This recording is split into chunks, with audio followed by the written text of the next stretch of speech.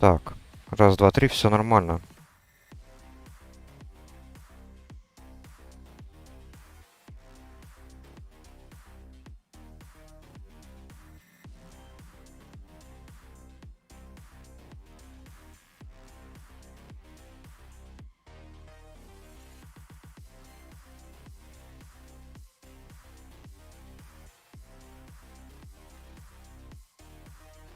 Так, а что выпало-то?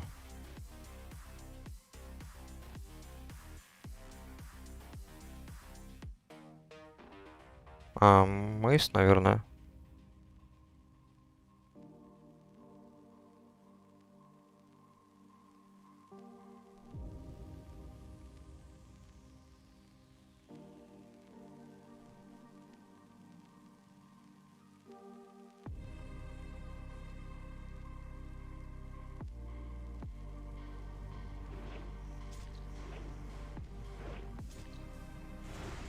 Так, сейчас-то вроде нормально все с потоком. Так, ОБС нормально. Да.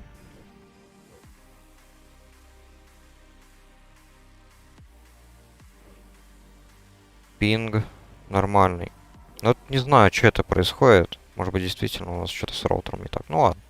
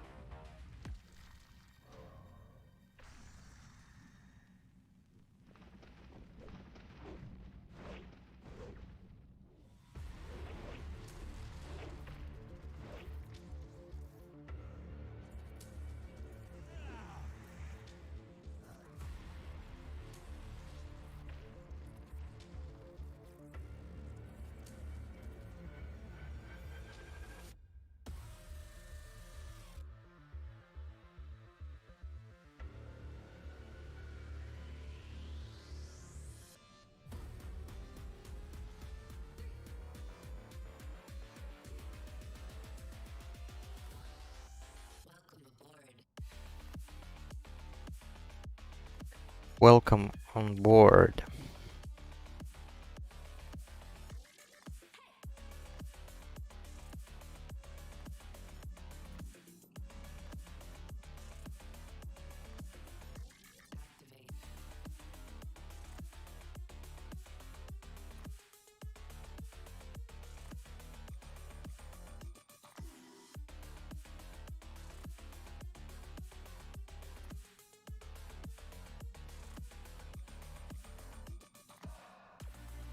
Так, погнали дальше.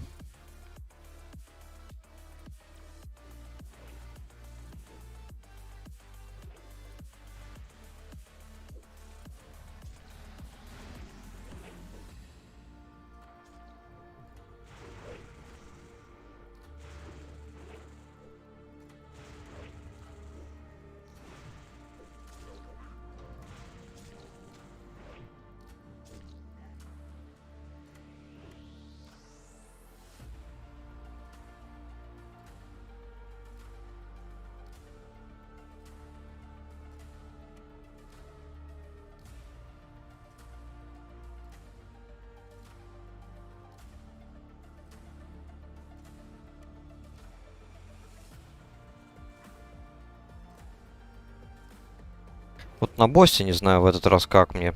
Кидать сальву на хила и РДД нашего шамана. Или нет? Потому что, по-моему, агро они так или иначе могут на себя сорвать. Учитывая то, что принцесса еще кидает камень, который накидывает эффект стана, и сама принцесса сразу же меняет свой таргет. Учитывая, что у нас прошлый файт был довольно, ну, медленный. То есть здесь надо, как бы, не знаю, подумать заранее об этом всем. Ну, посмотрим.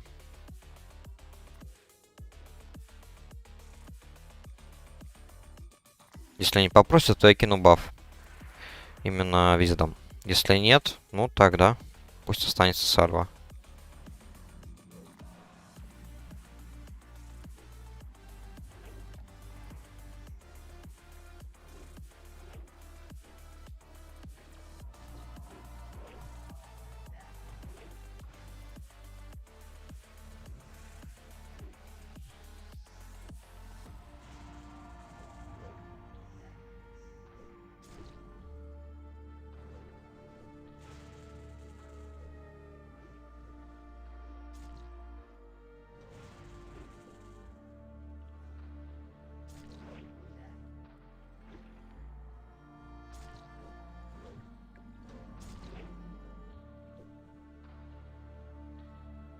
Так, ну вот. Так, ну что ж, сейчас тогда отбиваемся. Делаю ребаф. На всякий случай.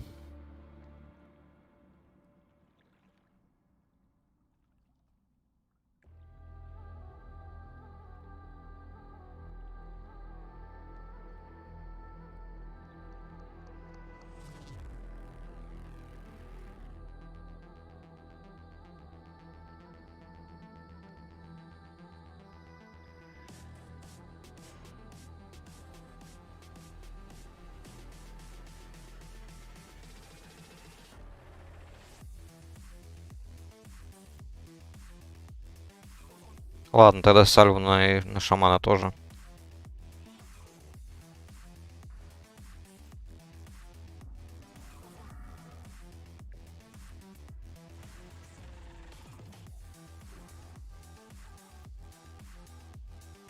Блин, не вовремя свою курочку пустил.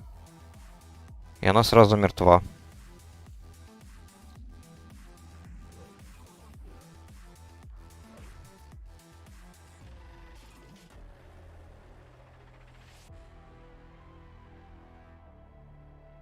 За что меня теперь она фокусит? Я-то неужели настолько силен сейчас? Да, вот сейчас был какой-то там почти 1000 крит, ну и что? Не надо стукать меня.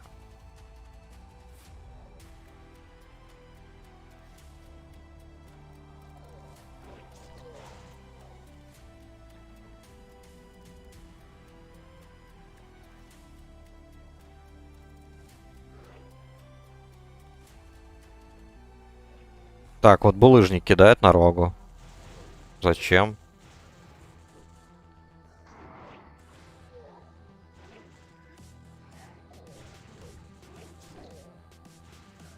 Ну все, ГГ, молодцы. Минус еще одна принцесса. Так, ну, держим пальчики крестиком. Колечко, пожалуйста, мне, дайте мне. Да фак!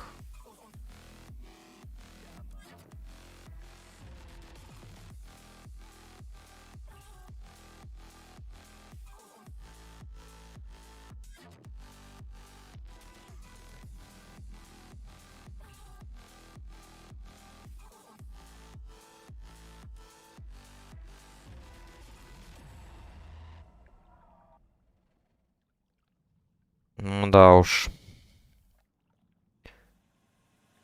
Охренеть, так он еще и ролл выкинул 96, а я 5. Какая же помойка. Пиздец, как важная шмотка, так мне сразу не везет.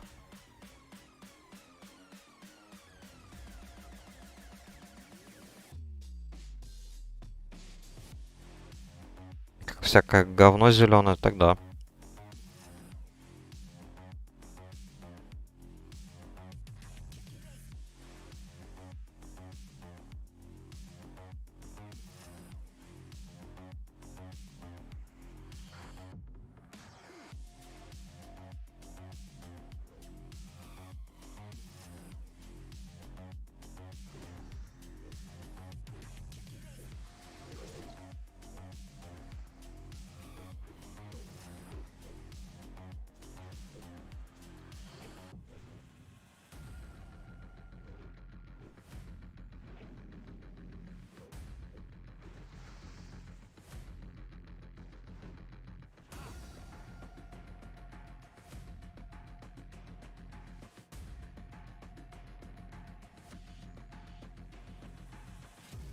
Wounds the target.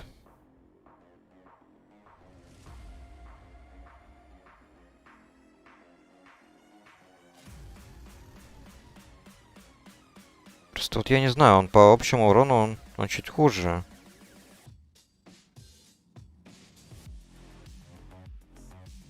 Типа, ну попробовать я, конечно, могу.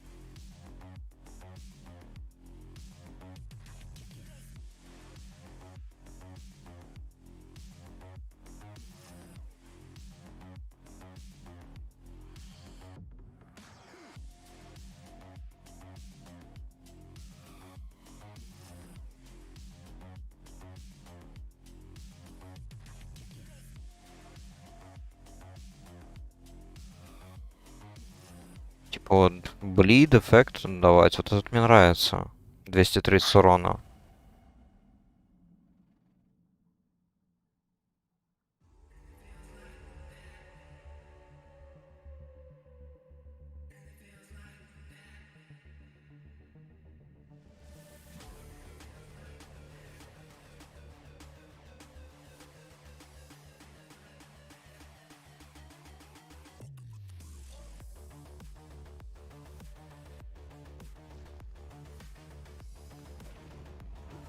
Ну ладно, попробуем. Тем более топор у меня довольно высокий скилл сейчас имеет. Да.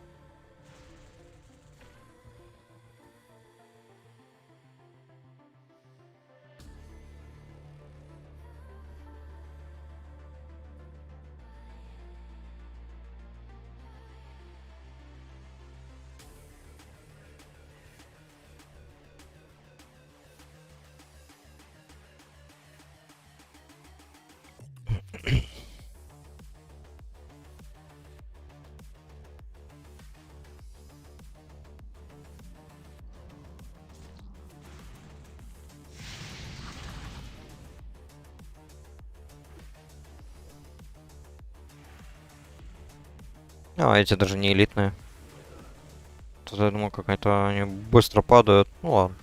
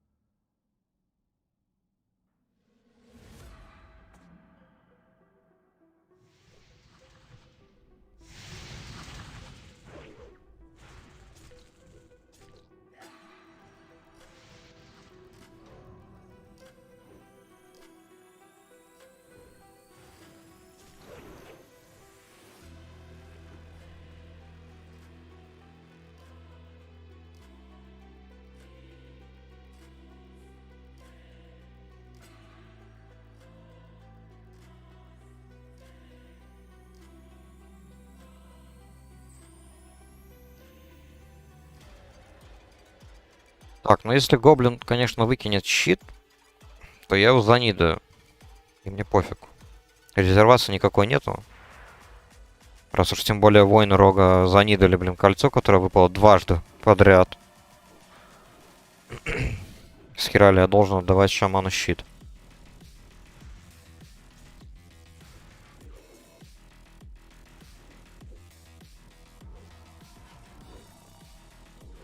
Тем более шаман у нас тоже. Это хочет взять на офспек, точно так же, как и я.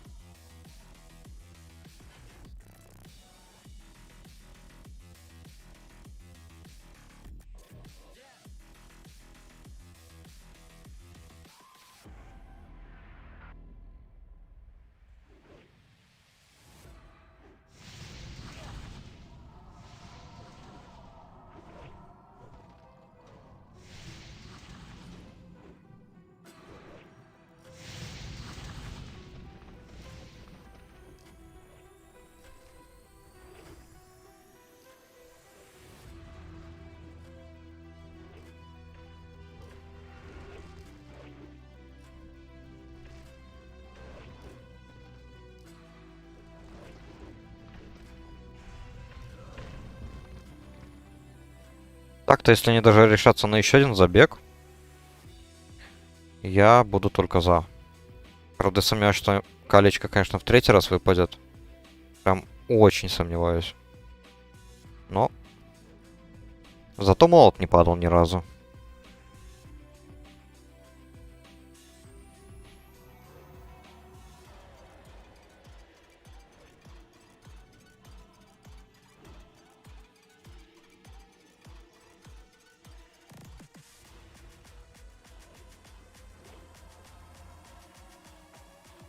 Вот молот я прям 100% взял бы.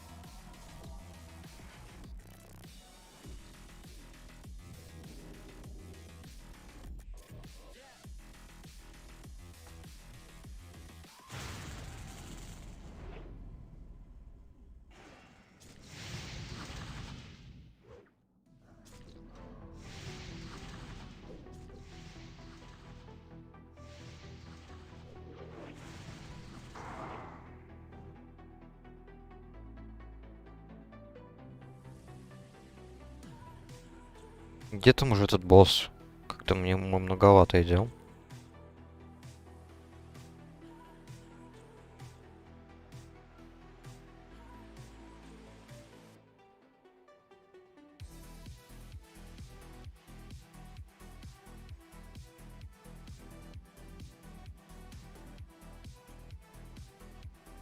А ема, тут еще один пак червей этих.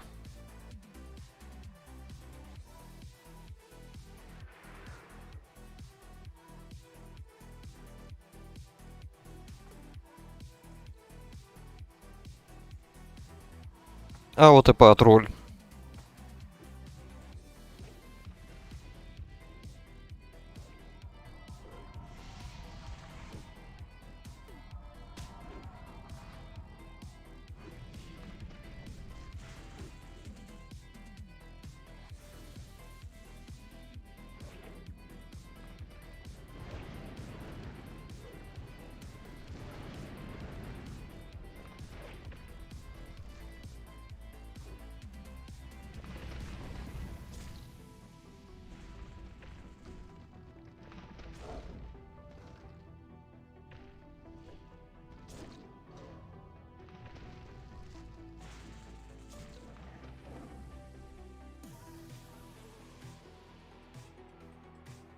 Да, иногда я, конечно, поражаюсь. Вот что вот это вот такое?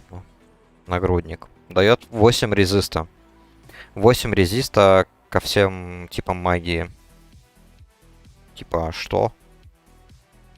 На кой хрен, ребята?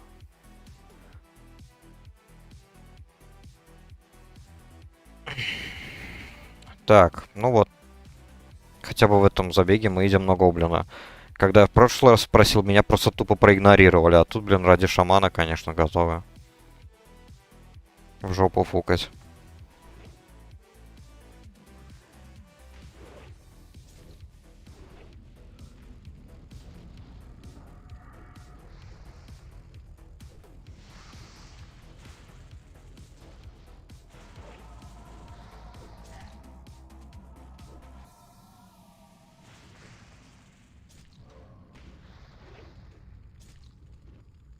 Две тысячи неплохо так.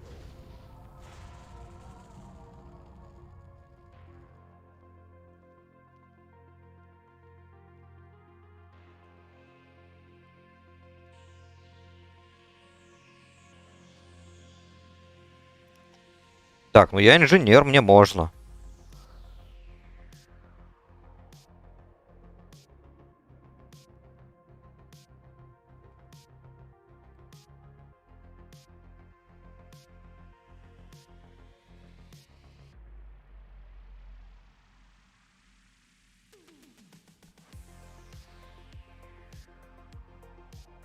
Так-то я инженер. Хоть у меня, правда, навык 242, но хрен с ним.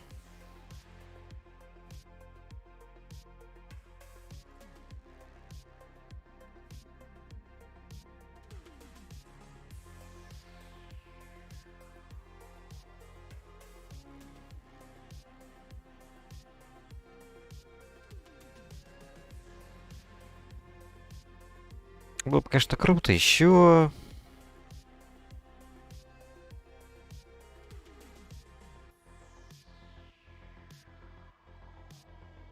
Ну ладно. Тогда получается... Если они не хотят еще...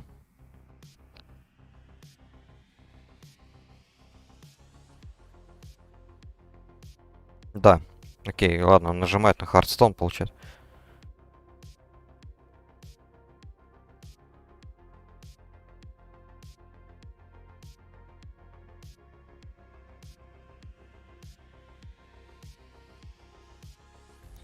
Тогда ладно.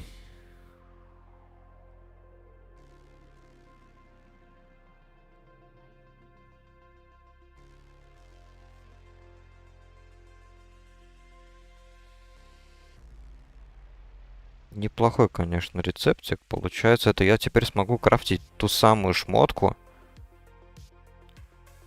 Да, для друидов. Чё, ну круто. Правда, надо будет прокачать инженерное дело немножечко.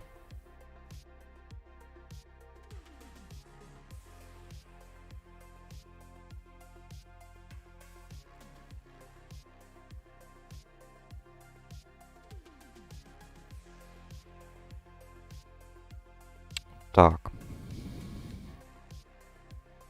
Ладно, надо посмотреть, что у нас там в банке, сколько места.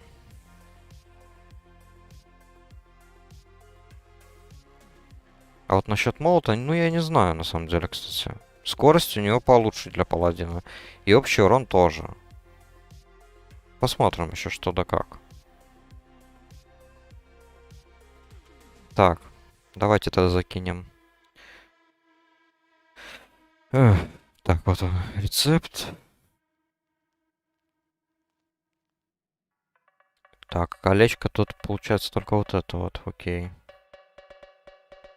Тогда вот будет второе колечко.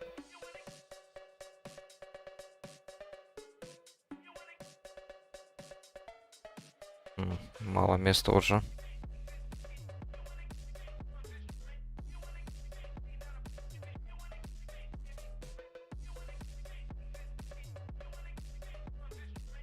Ладно, тогда будем потихоньку Зульфарак искать группу. И отправимся в Танарис.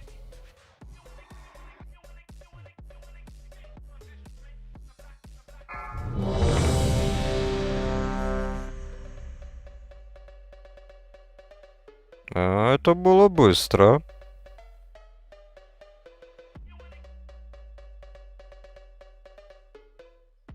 Так, Фералас, Танарис, Хинтерлендс и Thousand Needles. Отлично, они там не у данжа.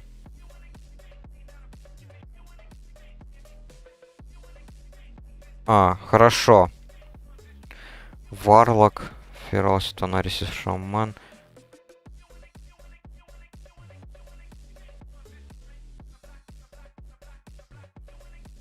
Тогда ладно. Ладно, насчет сумки все-таки передумал. Отправлять пока друиду не буду.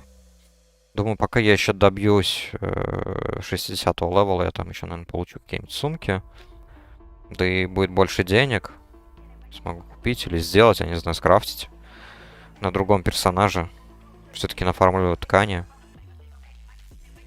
Поэтому сейчас лучше просто куплю еще один слот. За 25 голды. Дорого, да, но... Что поделать.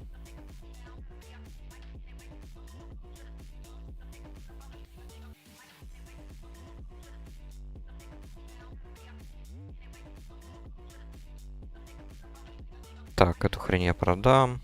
Да, эту тоже, наверное, продам. Вот это тоже все, наверное, продам. И это... Да, рецепты, наверное, тоже буду продавать пока что. Буду освобождать место. Куплю 5 единиц воды.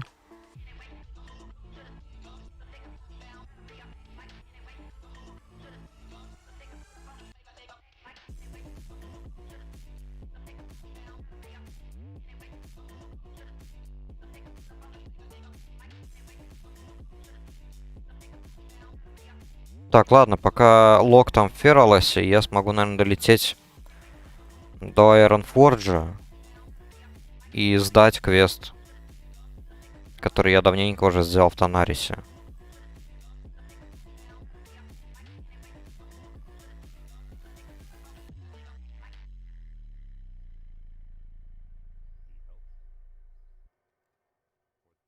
Так, погнали. Тогда немножечко изменим название.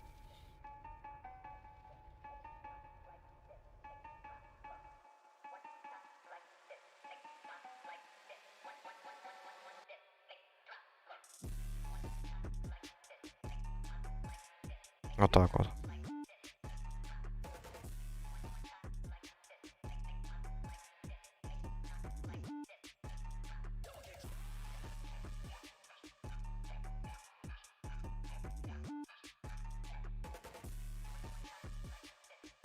Так, что у нас там, как перемещается Варлок? Быстро или нет?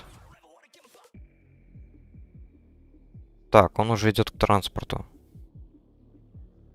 Окей, ну плюс-минус у меня время есть. Пока он там еще... Пока он долетит, добежит. Я, наверное, успею. Правда, я еще думал в аукцион сдать вот эти вот штучки. Elemental Air, Elemental Earth и Breath of Wind. Посмотреть, сколько это вообще стоит.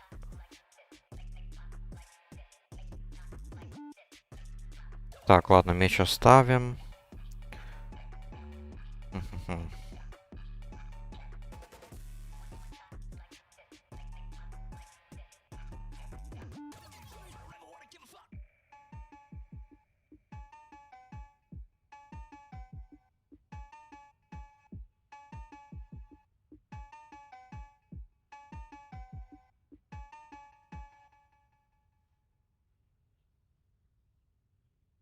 В принципе, ладно, можно дать шанс этому топору.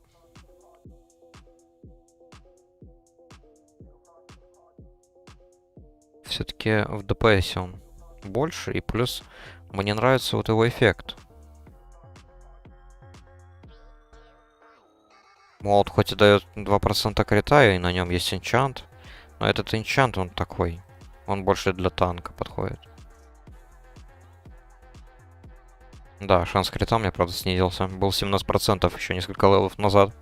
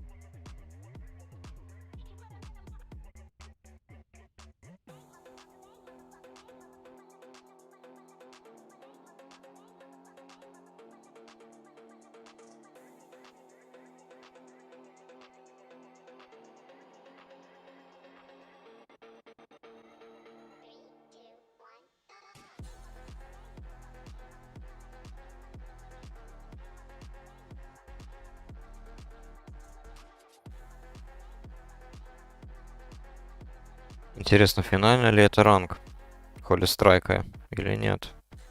Я вот не помню, сколько там всего. 6 этих финальных. То есть, ну, шестой это финальный или нет? Вот, или все-таки 8.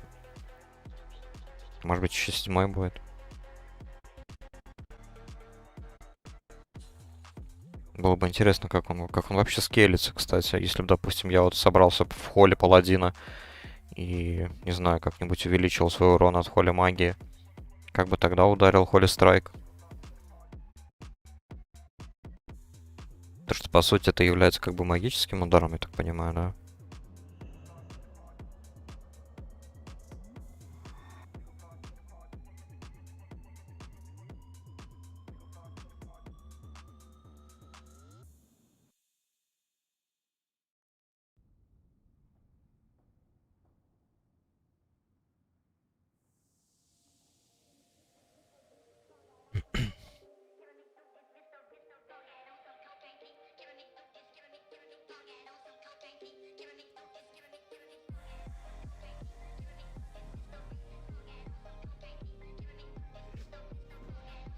Неплохо.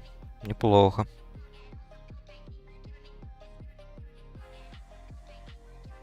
Просто поговорить с чуваком, чтобы получить 2 голды. И тут как раз неплохо так потратился на слот в банке. Это хорошо.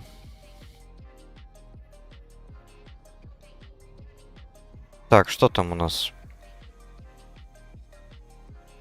Сейчас, наверное, саманить будет.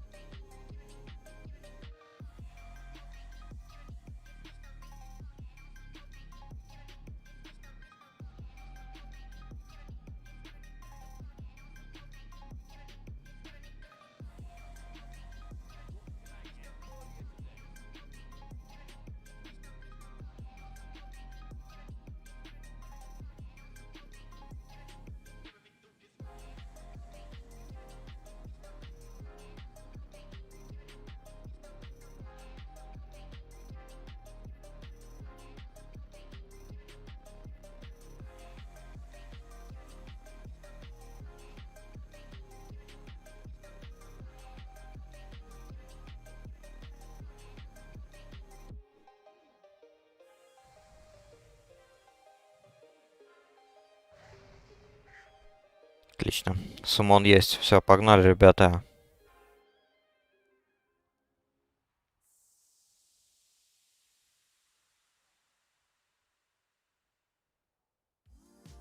Ну вот. С Марадона снова в Зульфарак.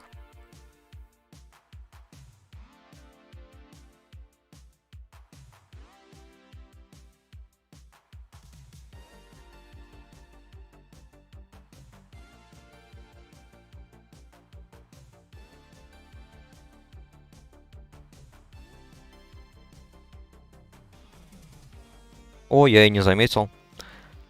Я, оказывается, тоже мастер-сержант. Легко накапливаются первые ранги. Надо будет потом посмотреть, что это дает. Может быть, хотя бы плащ другой.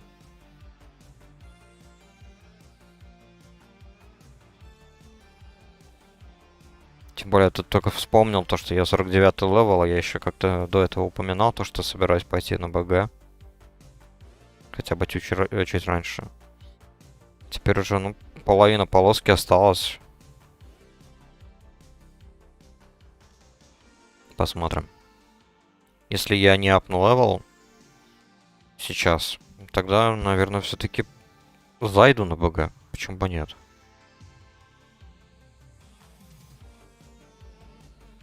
Так, Варлок, Шаман, Прист, Шаман. Шаман танк, кстати.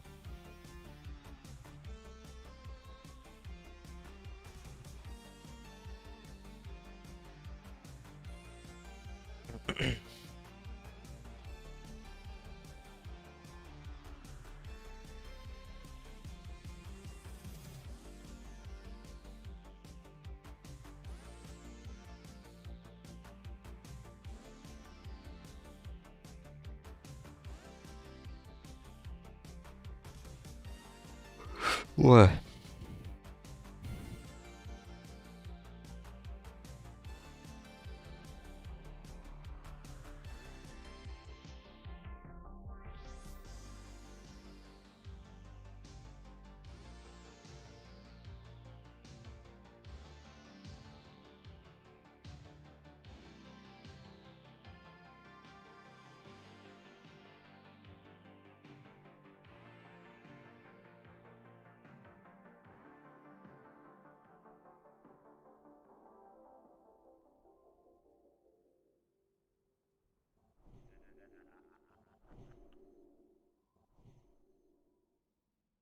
А погодите, тролль-шаман у нас кто?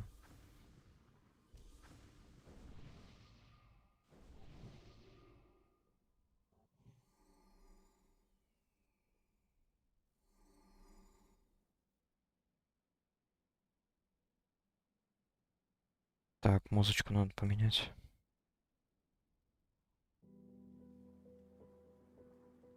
Все, погнали.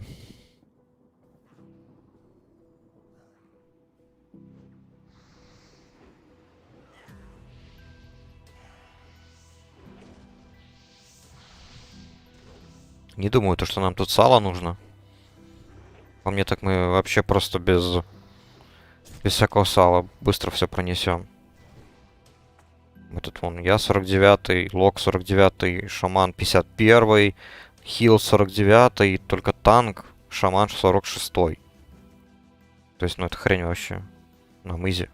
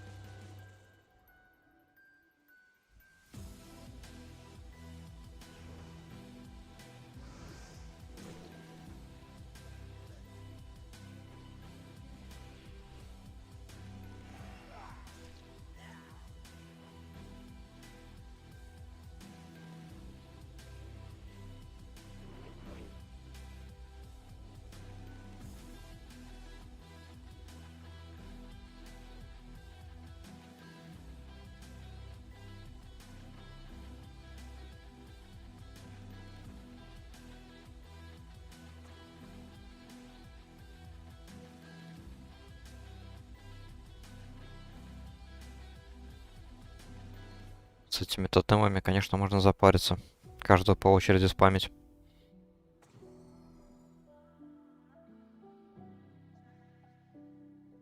Ведь способность, которая сразу все 4 выставляет, потом появилась. Я вот не помню, в каком дополнении это было. Лич Кинг или все-таки уже БК?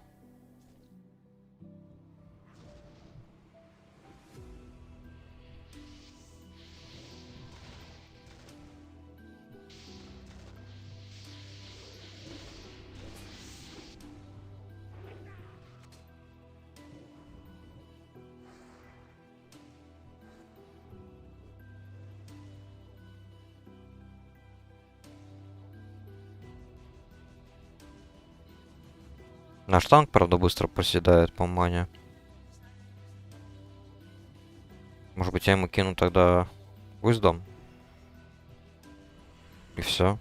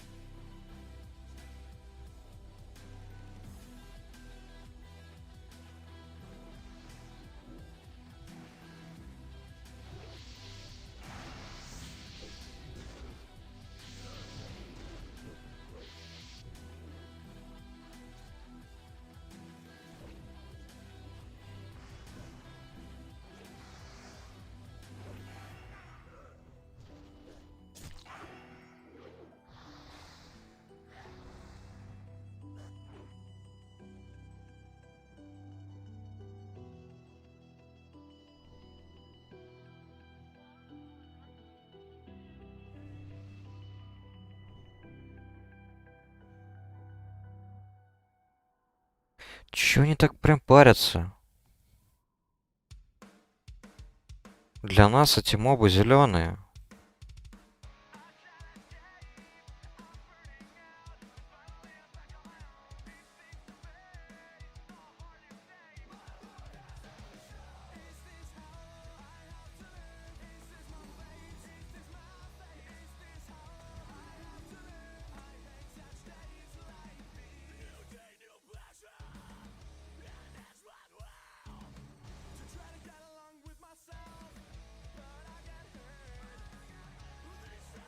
Ну и 46-й тоже достаточно велик.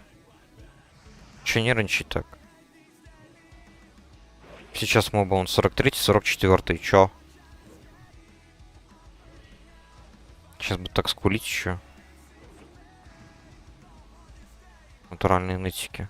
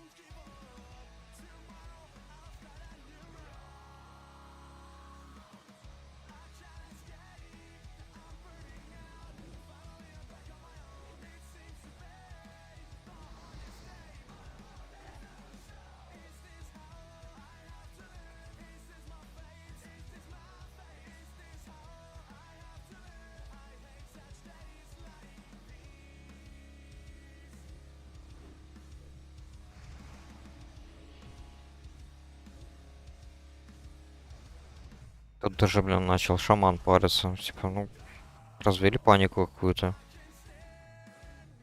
Какой ужас. Если мы не будем кидать сало на всех подряд, мы так точно проиграем. О, вот несчастье-то какое. God damn.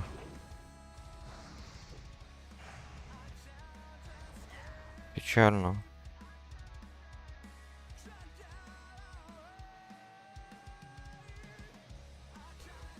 Давайте сейчас, блин, кидать сало просто на всех подряд. Это, блин, только задержит нас. Будем полгода проходить данж.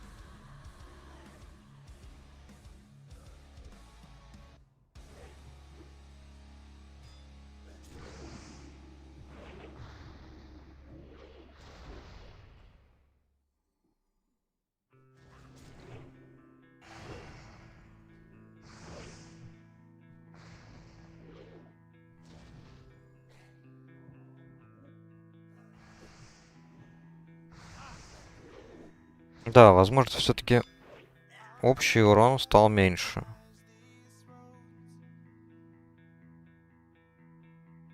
Когда я начал использовать этот топор.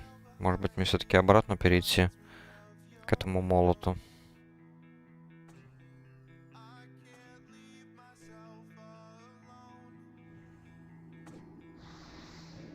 Ну да, тут вот сразу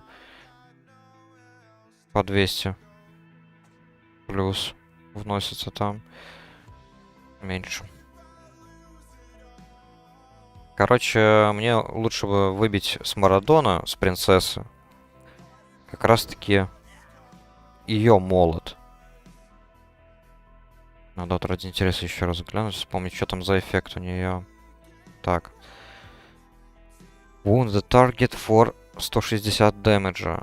Отлично. То есть это еще дополнительный прок на 160 удар именно. То есть это не bleed эффект. К сожалению, я бы лучше bleed эффект взял. Но тоже неплохо. 160. И главное то, что это все-таки апгрейд. По... Не только по интересному эффекту, Ну и по ДПСу, по-моему. Потому что по общему урону такой же, точно такой же. 126, 190, да. По скорости чуть быстрее. Но вот ДПС будет выше.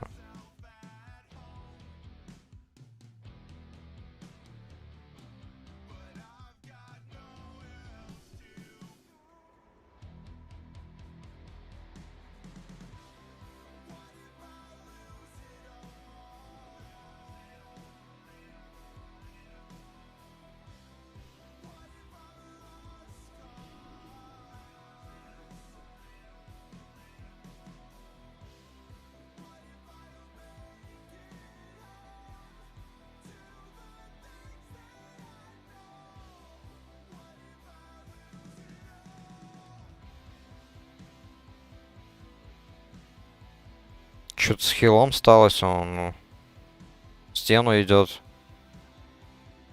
И все.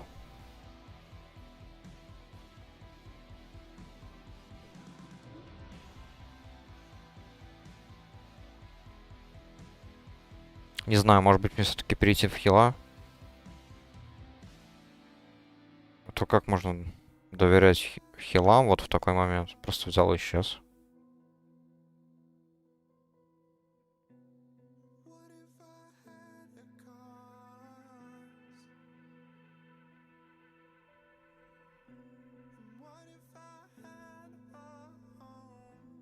Странно.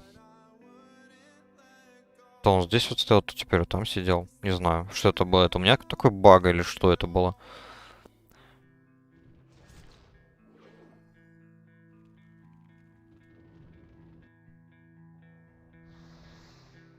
Да, может быть я и поменяю спек. Чисто из интереса, может быть, даже стану Холя паладином, но буду бегать все так же вот с таким же оружием.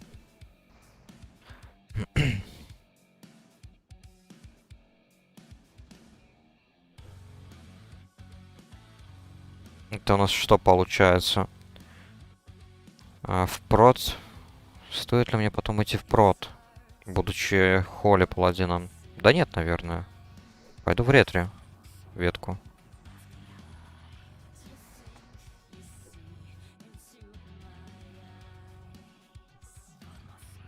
Да. Буду Холли паладином с двуручкой.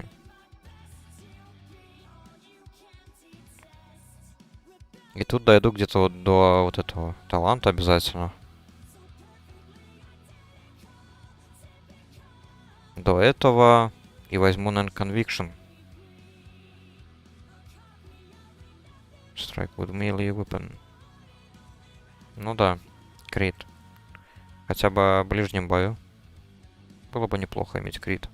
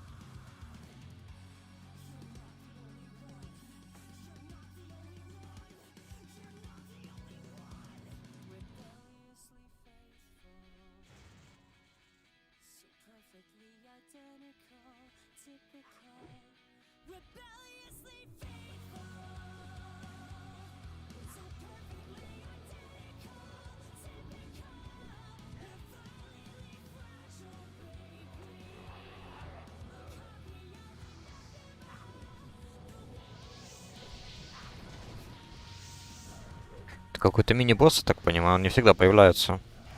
Рарник.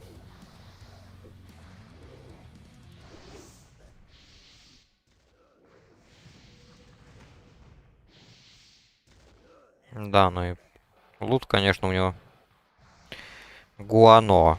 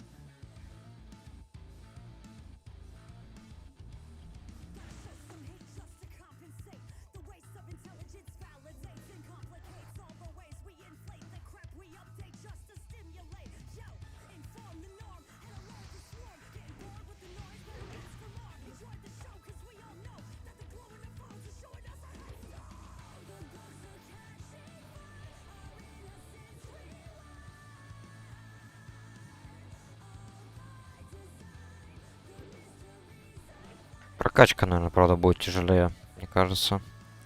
Потому что я помню, на каком-то сервере я прокачивал прям с нуля Холли Паладина. На Кроносе, наверное.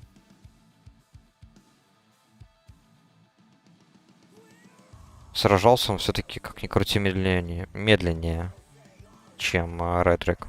Хоть у Ретрика особо никаких доп. Способностей не было, в отличие от Холли Паладина. То есть, ну, печать я в счет не беру, да, потому что печать это печать. Это не атакующая способность. А у Холли Паладина хоть в конце была Холли Шок, которую можно было спокойно использовать для агрессии.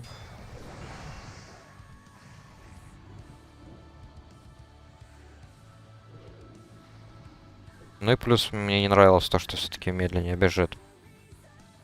К сожалению. Передвижение у Холли Паладина медленнее.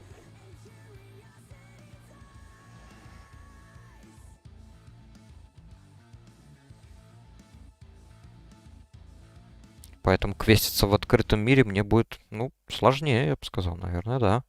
Хотя, все-таки эти две способности базовые, поэтому, ну, разница будет. Разница будет. В чем она будет отличаться? Да, вот в том же передвижении. Ну, урон будет меньше. Хотя нет, у меня уже 49 левел, у меня уже будет вот эти вот таланты вкачаны. Поэтому у меня будет уже и Джага быстрее отходить, и вот это вот будет Heart of the Crusader.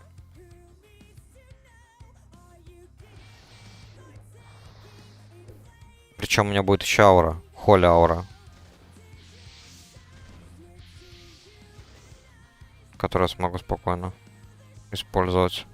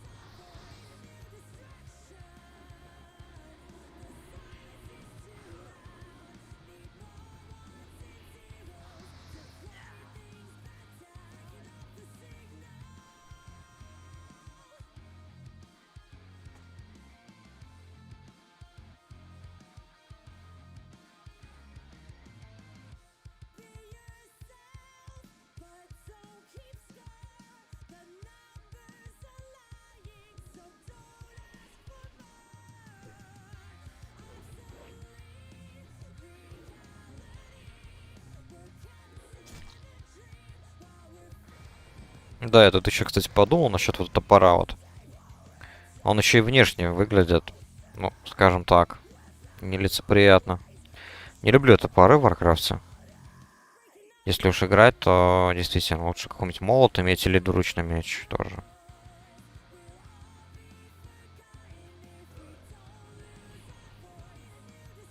Они куда более приятно выглядят. Тем более еще я рад тому, что именно у Хумана дополнительный бонус к владению оружием, именно вот двуручный и одноручный молот, и также мечи тоже. Одноручный, двуручный. Дополнительный стимул выбивать именно этого типа оружия.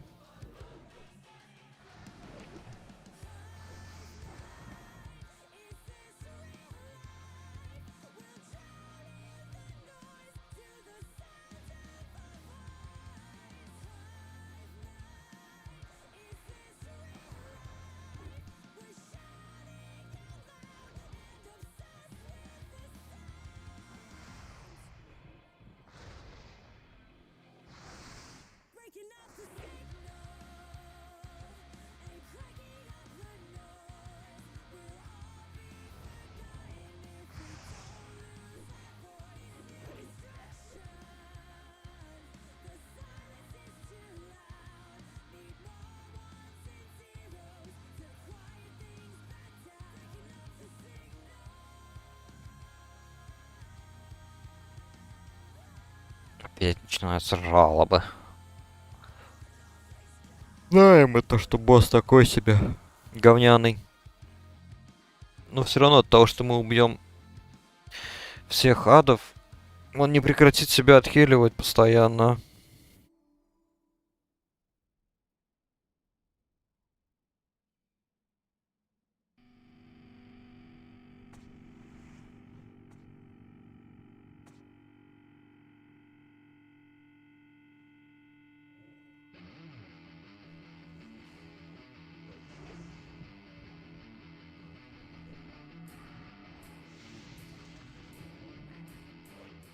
На нахер.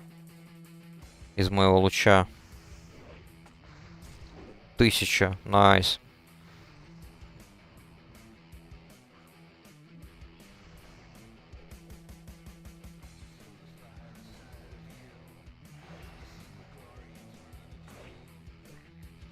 Чутка не хватило. Но он отхиливается как хилбот. Ну ничего страшного, ну вот и все. Типа вообще даже не близко, он только демон почти мертв.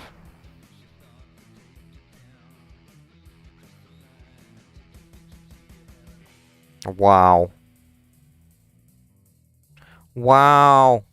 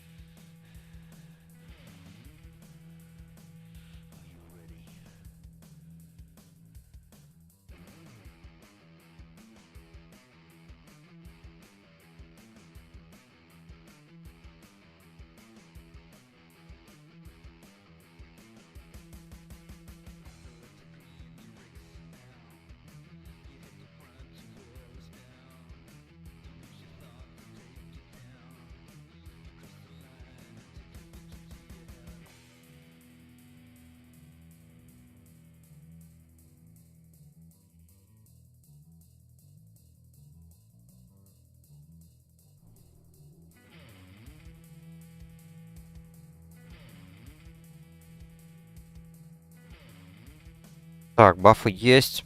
Погнали. Патруля надо замочить. Все правильно.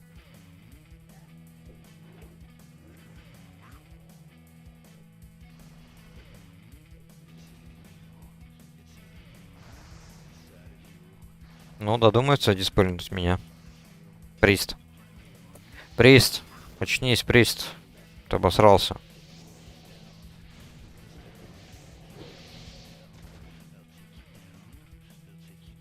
Фига себе, а чё, он сам себя? Это тремор так сработал? Тремор тотем? Интересно.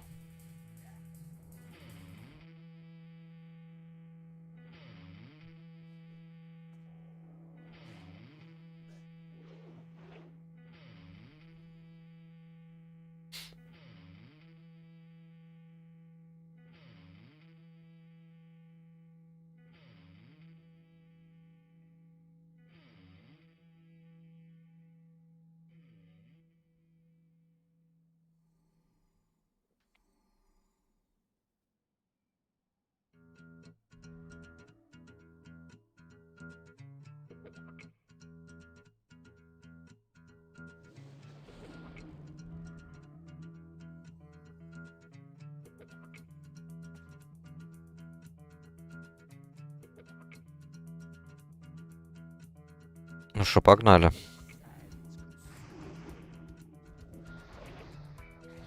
Блин, луч только через минуту. Настолько быстро мы пришли к этому боссу.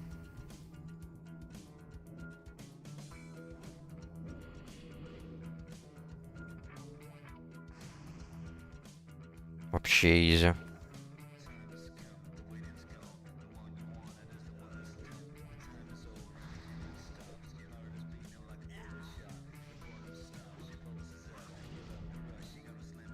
Да, видимо, мое время уже в этом подземелье на исходе.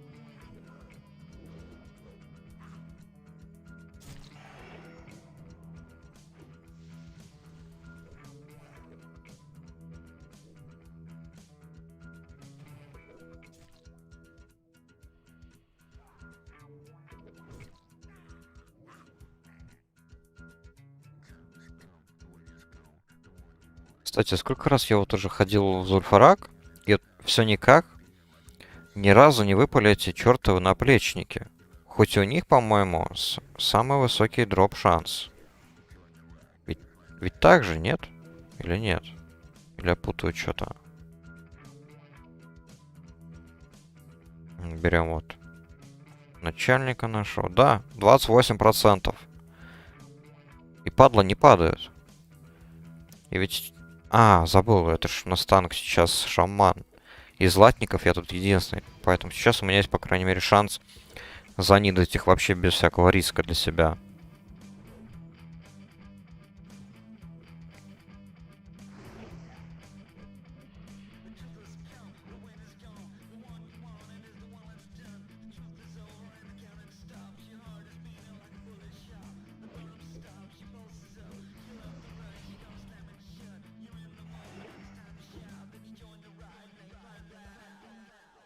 Так что было бы, конечно, круто, если бы выпало. С одной стороны, с другой стороны. Еще и на голову шлем тоже кожаный. Какой у него тут. Но неплохой.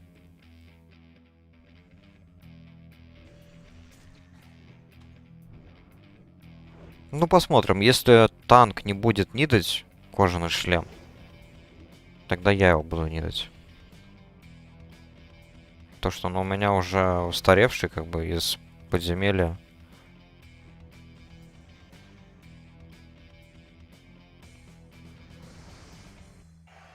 Из этого, из монастыря. И по статам, как бы, все-таки уже лучше взять этот меч, хоть он и кожаный.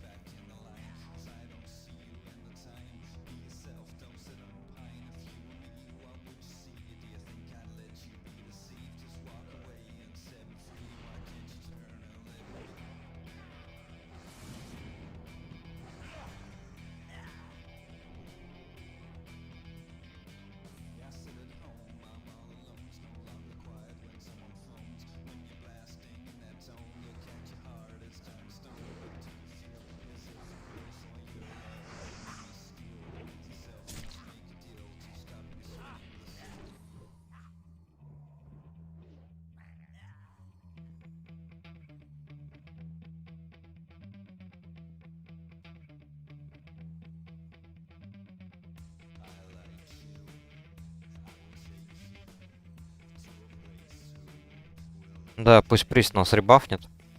А я пока поставлю ману по регеню. Даже пить не буду. Напиток. Сэкономлю. Ой.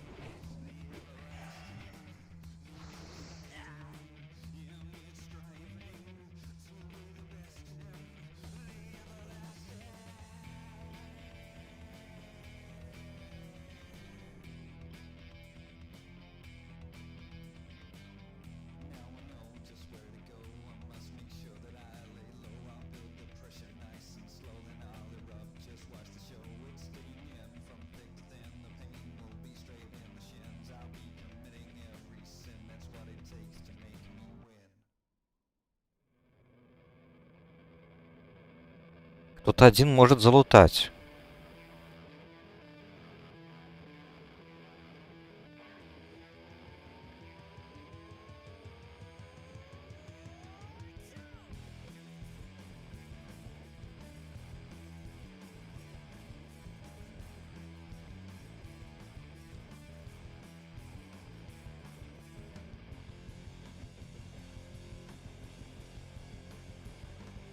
В смысле, что никто не может?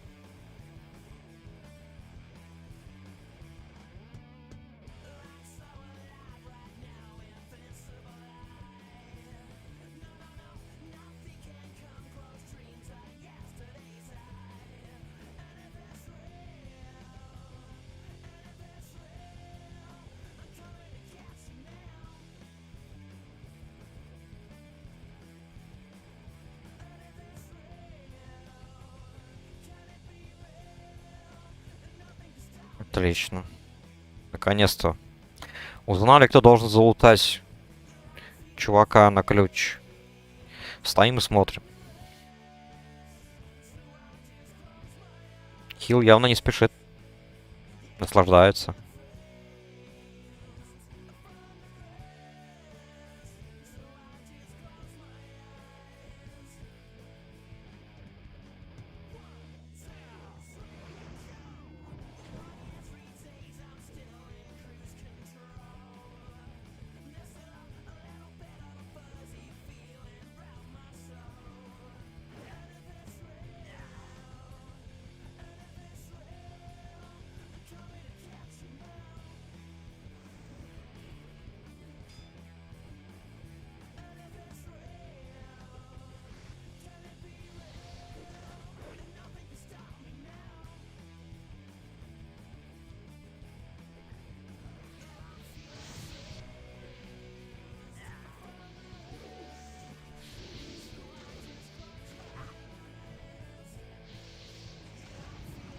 Так.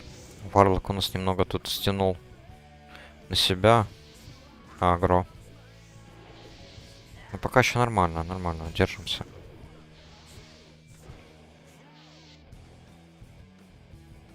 Решили повыпендриваться, ребята.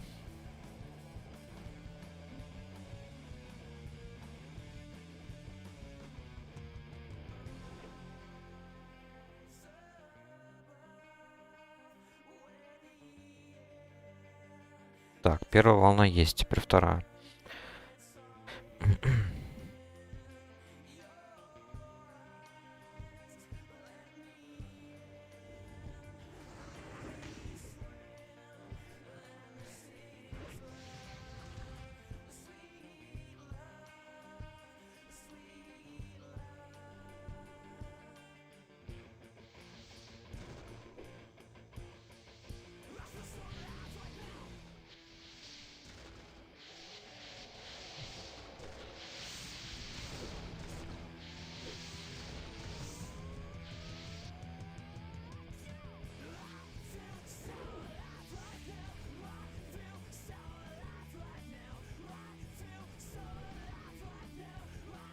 Так, теперь я немножко агро поймал. По-моему, от элитника. Что урон такой довольно мощный идет. Баблюсь. Ничего страшного, бабля.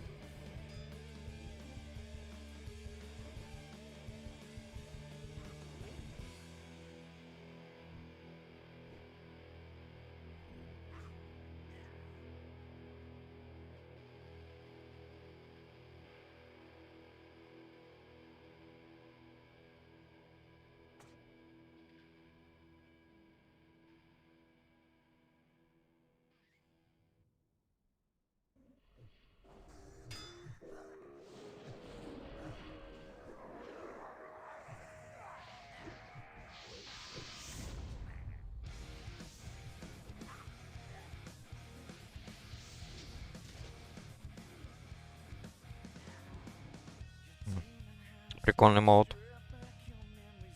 Но низить я его не буду, так как у меня есть одна ручка. И щит. Блин, а хотя для холли... Ах, не знаю даже. Стоило бы брать это для холли паладина. Чисто как оружие для Для простой игры.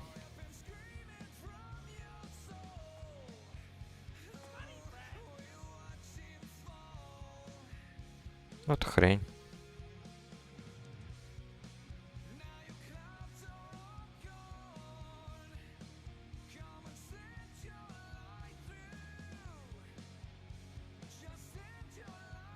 Зачем первых убивать вот этих вот кастеров, если у них нету маны? Лучше сначала вот эту вот разбойницу.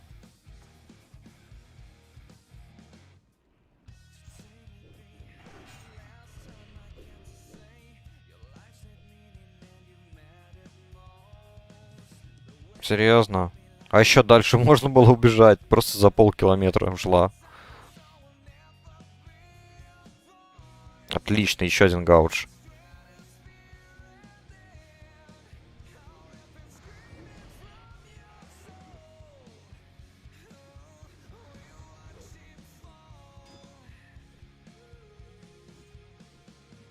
Ну вот. На кастеров вообще плевать. У них там маны нету, они ее не восстанавливают.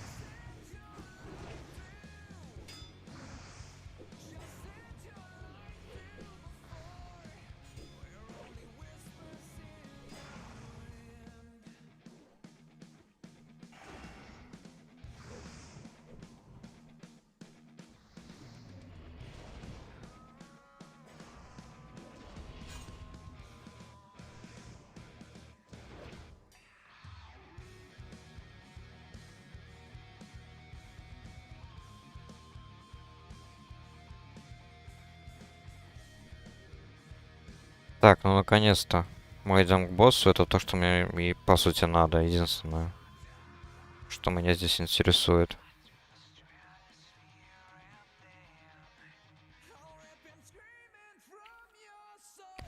Все остальное, не знаю, проносим, и мне как-то, ну, пофиг. Проносим и проносим.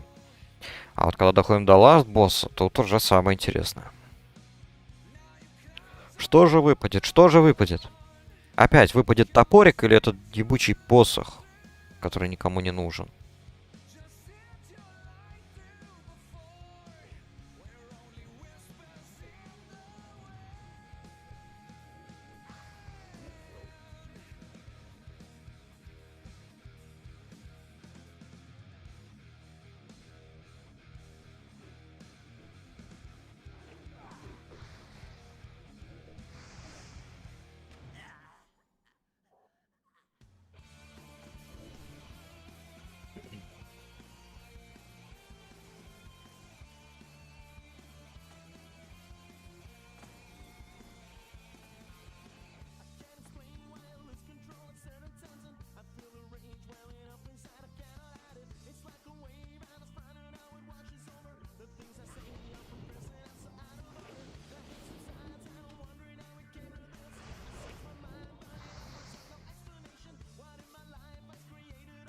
Ну вот, впервые, получается, мы настолько высокого уровня, что при агро вот этих вот боковых мобов даже эти вот кроколиски не агрятся вдвоем сразу. А в прошлом забеге мы даже проигнорировали змей. То есть, ну, уже видно то, что все, как бы, поздновато мне сюда ходить на постоянной основе. Пора фармить Марадон.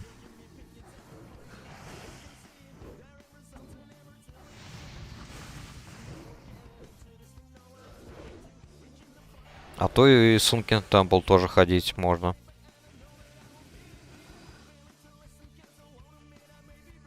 Там все-таки тоже в конце есть босс, после которого там сзади можно взять квест. И можно получить триньку. Правда, тринька такая себе по качеству.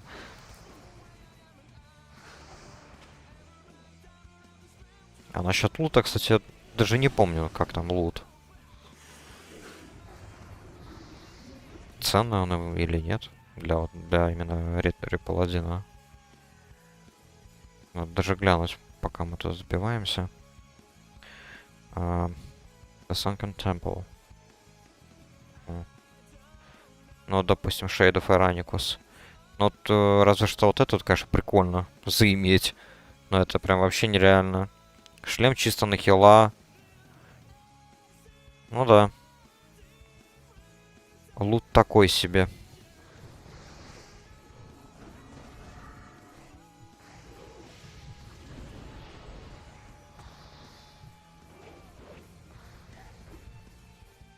Не на ретре паладина, во всяком случае.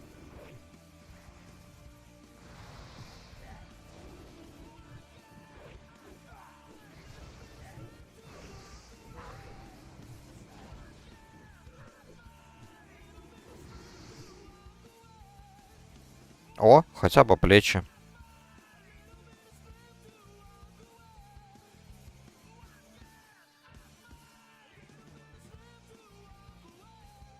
Ну, хотя бы плечи.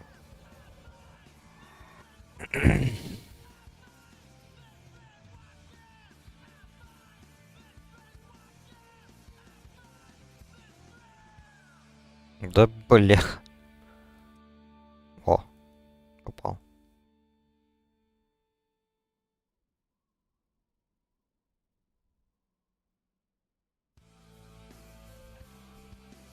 Я вот только не понимаю, зачем вот эти все танцы с бубном, чтобы заскипать всего лишь 2 мобов.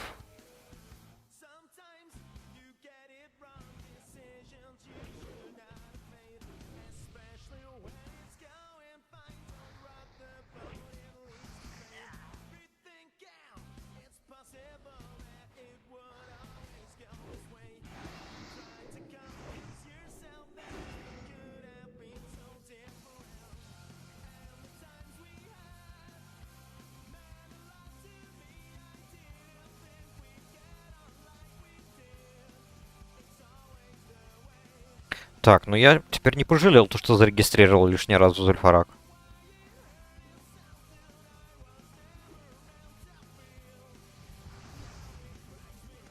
Теперь, конечно, было бы круто выбить тот второй меч. Но это прям вообще... По-моему, это уже нереально. Учитывая, что я его 1 раз уже видел.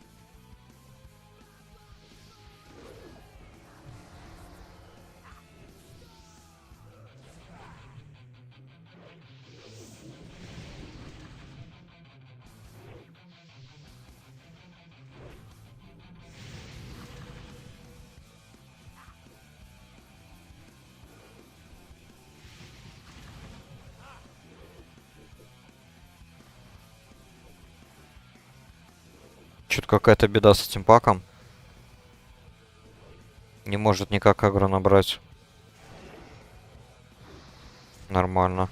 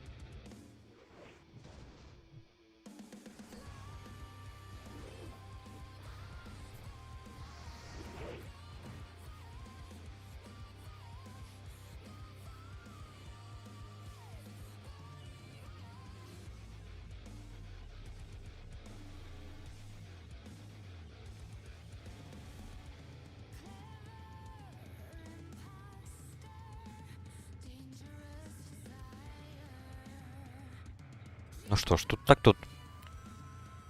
Тогда ждем пула.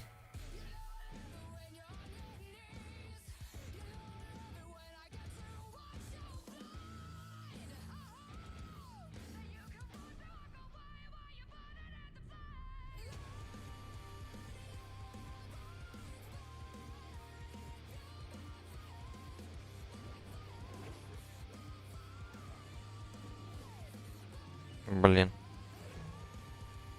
Не получилось разрядить. Ну ладно.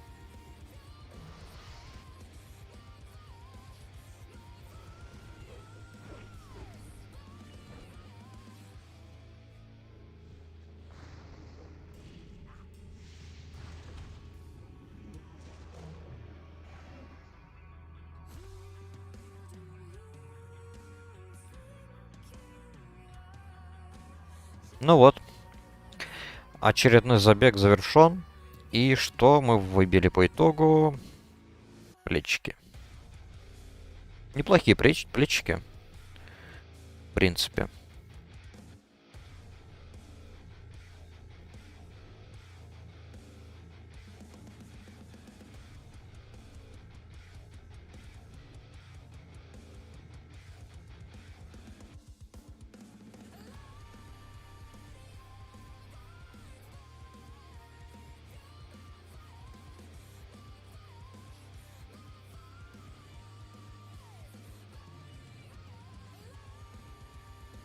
Корпс ран. Интересная тактика у хила.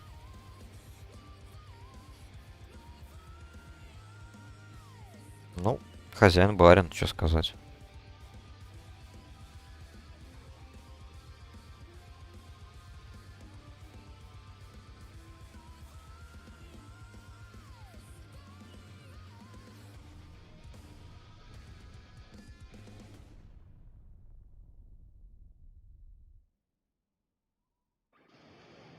Так, что-то нам мне сейчас делать?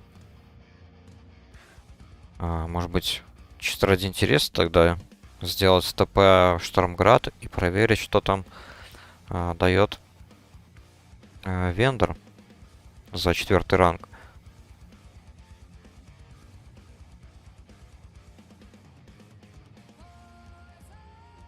А дальше уже видно будет, не знаю.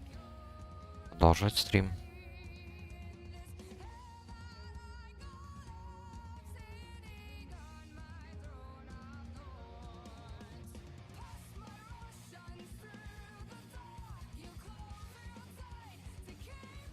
В принципе, я, конечно, могу ради интереса. Так, что тут у нас? Я могу зарегистрировать поле боя.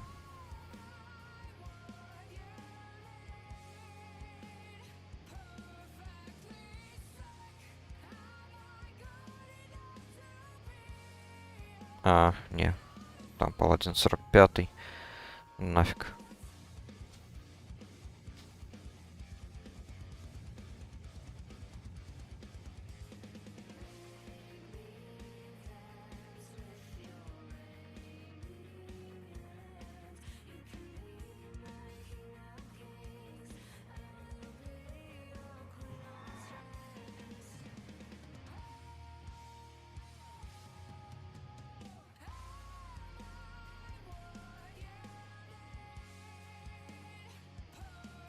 Да, в общем, такое ощущение, что я никогда больше не увижу этот второй меч.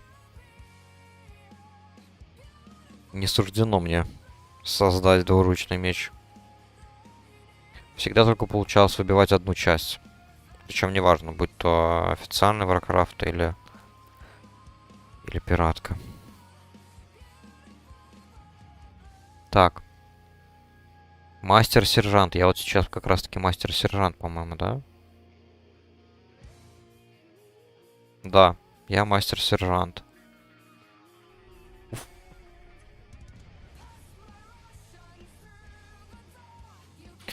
Две голды, 39 серебря.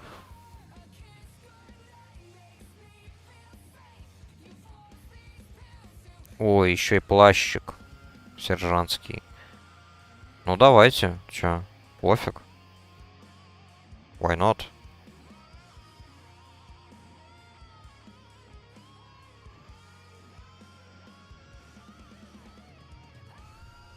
Так, это мы тогда продаем. Это тоже продаем. Так, это все тоже продаем. Ладно, топор хер с ним. Нафиг он мне не нужен. Так, ну попробуем тогда зарегать. First available.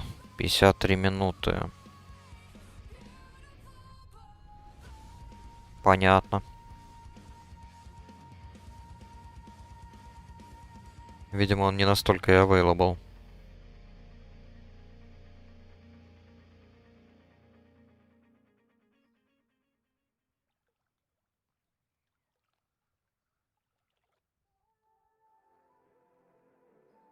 Так, ладно. Тогда ткань сейчас дадим в банк. И тогда, наверное, отправлю в аукцион вот эти вот штуки 3.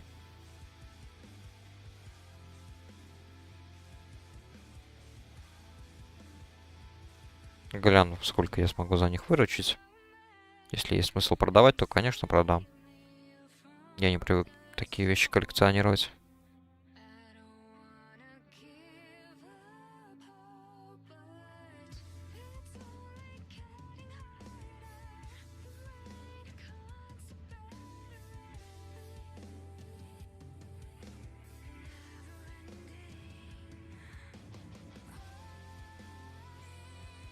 Так.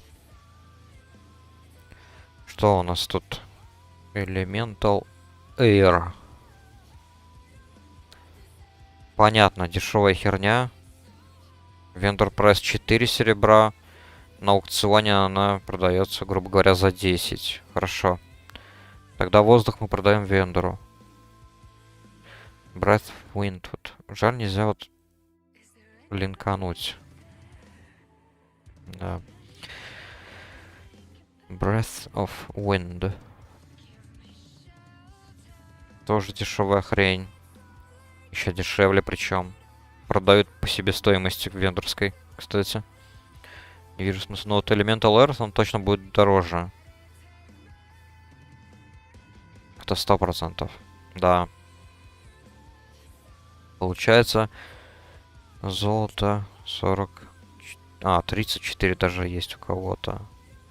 Золото 34. Понял. Хорошо, тогда золото 30. И золото 33.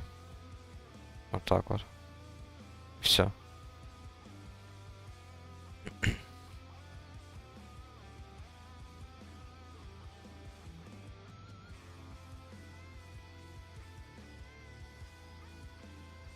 Тогда эту хрень мы просто продаем.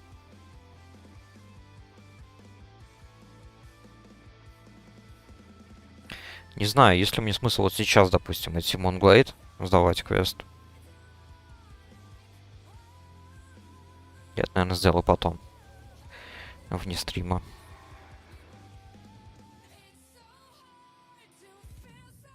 Так, АБГ. Видимо, не прокнет. Тогда ладно. Тогда еще раз. Может быть. Все-таки. Попробую в Зульфарак. Пока отправляюсь туда.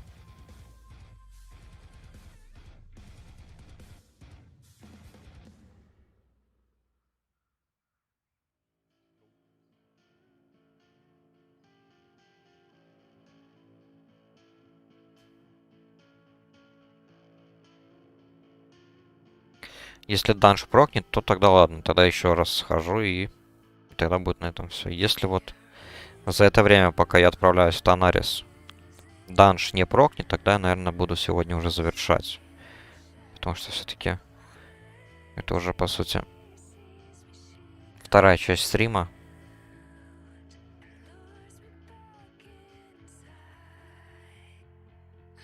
Надо не будет немного отдохнуть. Условную программу максимум я уже сделал.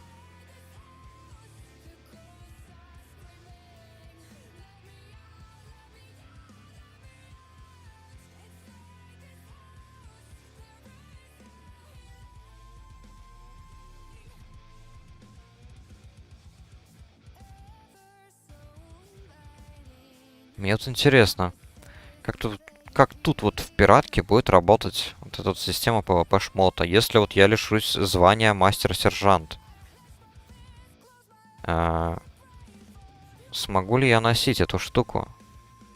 Или все-таки она будет точно так же действовать, как и предыдущие сервера делали? То есть носить я могу, но покупать не могу. Вот в чем вопрос. А то мало ли, я не знаю, сниму ее и не смогу одеть. А предыдущую шею я уже продал. И все. Как бы, и что, и все. Или, допустим, она просто сама автоматически снимется.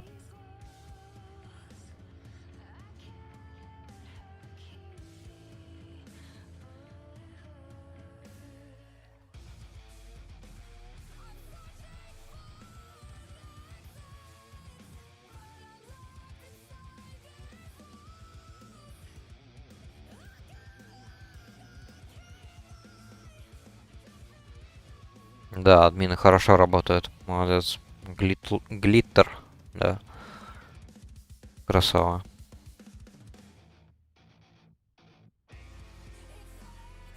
Оперативная работа.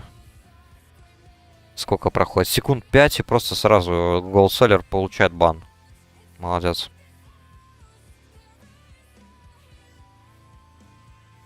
Админам респект.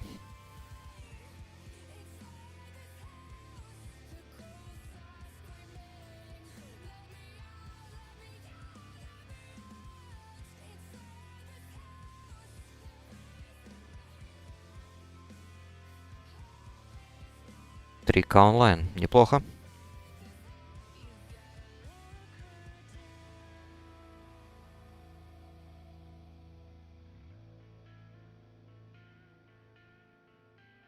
Так, что у нас тут по группе?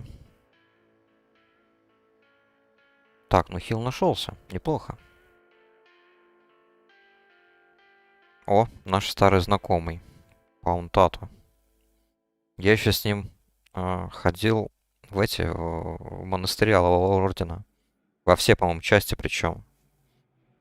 И в библиотеку, и в арморе, и в кафедральный собор, и в Грейвьярд тоже, по-моему, ходили с этим разбойником. Да и в другие данжи, по-моему, тоже ходили с ним.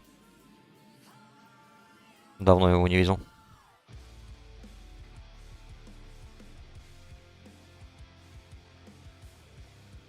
Так, ну если нашелся хил, тогда в таком случае, может быть, я и подожду. Может быть, и танк найдется. Можно будет еще раз сходить.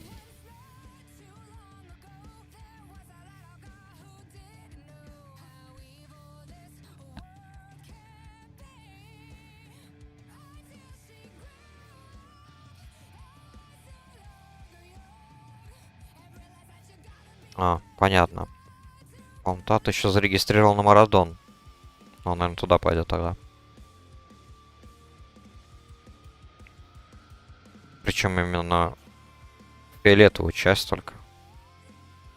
А что там такого? Дагер, по-моему. Фиолетовой частью.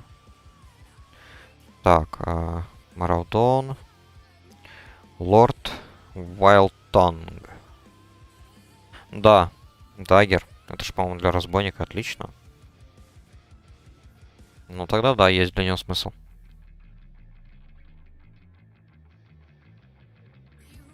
Для меня так вообще бессмысленно. Там, по-моему, только один босс и есть в фиолетовой части. Только вот этот вот сатир. И все. Ноксион, Разерлаш и Целеброс, по-моему, в оранжевой части. С них тоже всякая хрень падает.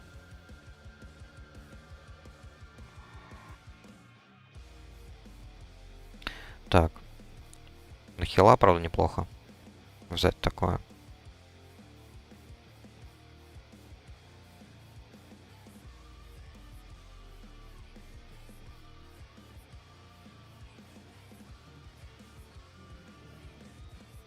Наплечники, ну тут наплечники чисто на друида и разбойника. Да, оранжевая часть тоже мне нафиг не нужна. Мне чисто надо принцессу. Сегодня 2 раза ходил, ну блин. Не повезло. Оба раза. Оба раза вот выпало вот это вот кольцо. И я оба раза проиграл ролл. Это ж какая неудача, может быть. Блин.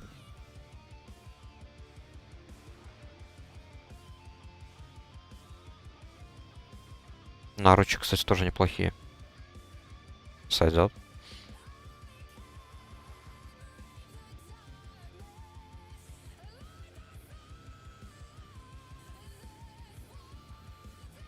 Ну, в принципе, ладно, я не так буду огорчен из-за этого кольца.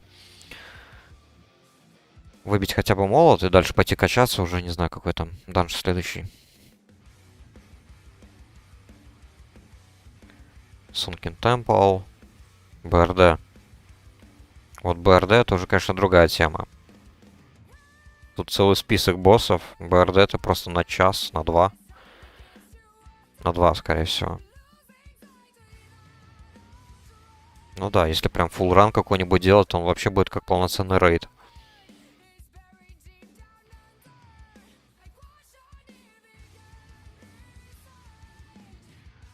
Так, что у нас тут по поиску? 3 ДПС есть, хил есть.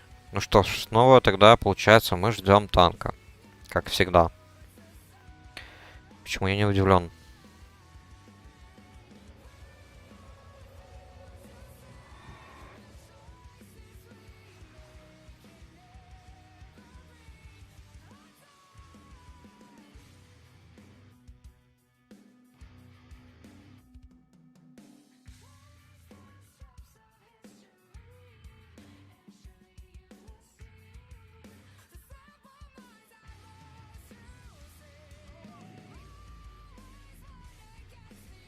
Так, летим тогда в Прибамбаск. Даем время танку найтись. В принципе, можно еще в гильдии написать.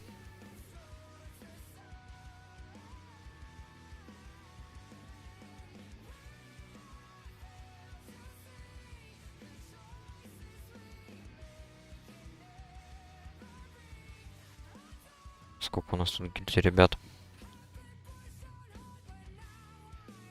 Ну, неплохо. Почти 800 человек.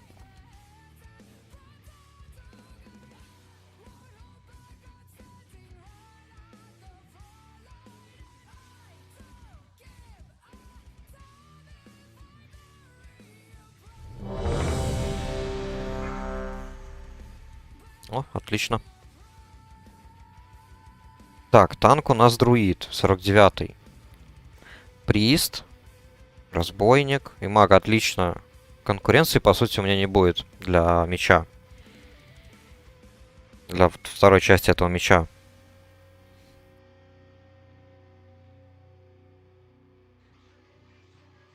Поэтому мало ли, если выпадет. Ну, разве что разбойник, может быть, захочет потроллить. Ну, чуть что я намекнул, мол, типа, у меня есть вот одна часть, дайте мне вторую собрать, и я получу двуручный меч.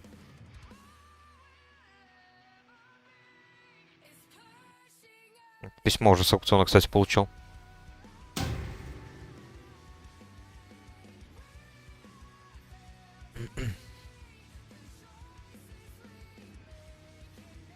Так, а что у нас получается? А, перчатки же можно еще с первого босса, этого Антусула, выбить.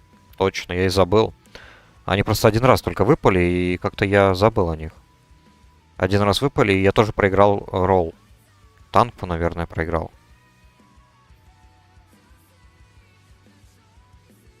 В принципе, вот перчатки тоже было бы неплохо, потому что сейчас у меня зеленый, и еще и Скарлет в монастыре, по-моему, тут зеленая херня убивается. Ну да, все остальное уже все. На голову, как бы, ну тут разбойник. Разбойник, друид есть, поэтому, скорее всего, кто-то из них это занидает. Но если они есть у них, тогда я тоже себе возьму.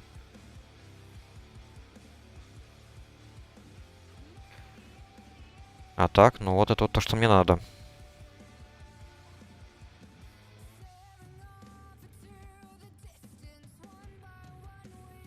Блин, самое-то обидное было. Второй забег был, и оба мяча выпало. Оба мяча выпало, но вот один чувак просто не дал мне его выиграть. Было грустно.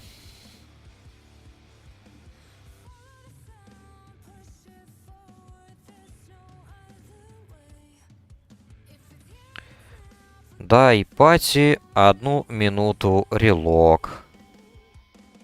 Ага. Конечно, да, сейчас. Да, Леночка. Товарищ Леночка.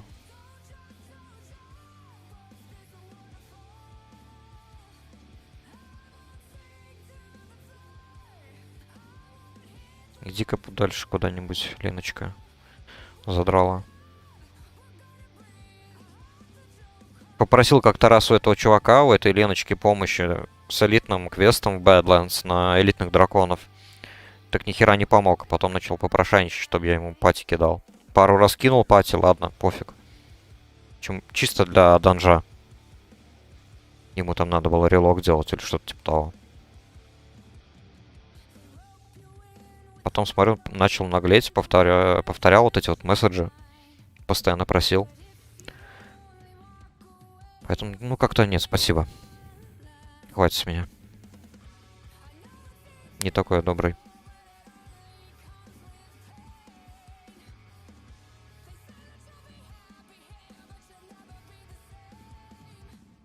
Так, что у нас тут? Танарис, Дуратар. Танарис. Отлично, скоро придут.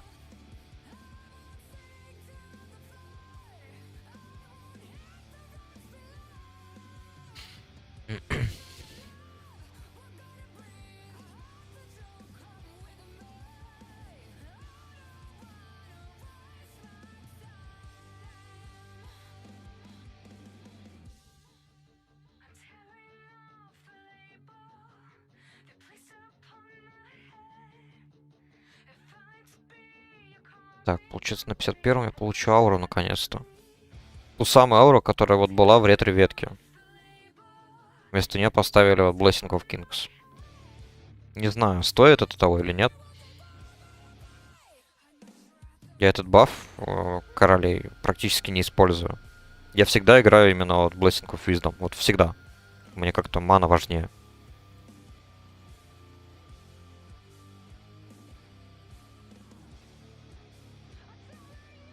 Поэтому, наверное, все-таки лучше бы ауру оставили. Или не.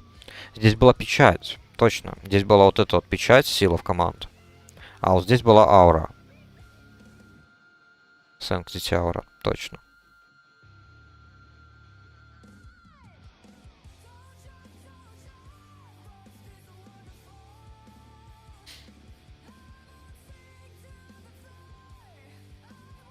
А вот и Варсон Гулч начался, кстати. 40-49. Я попытался зарегистрировать. Народу не было. Блин.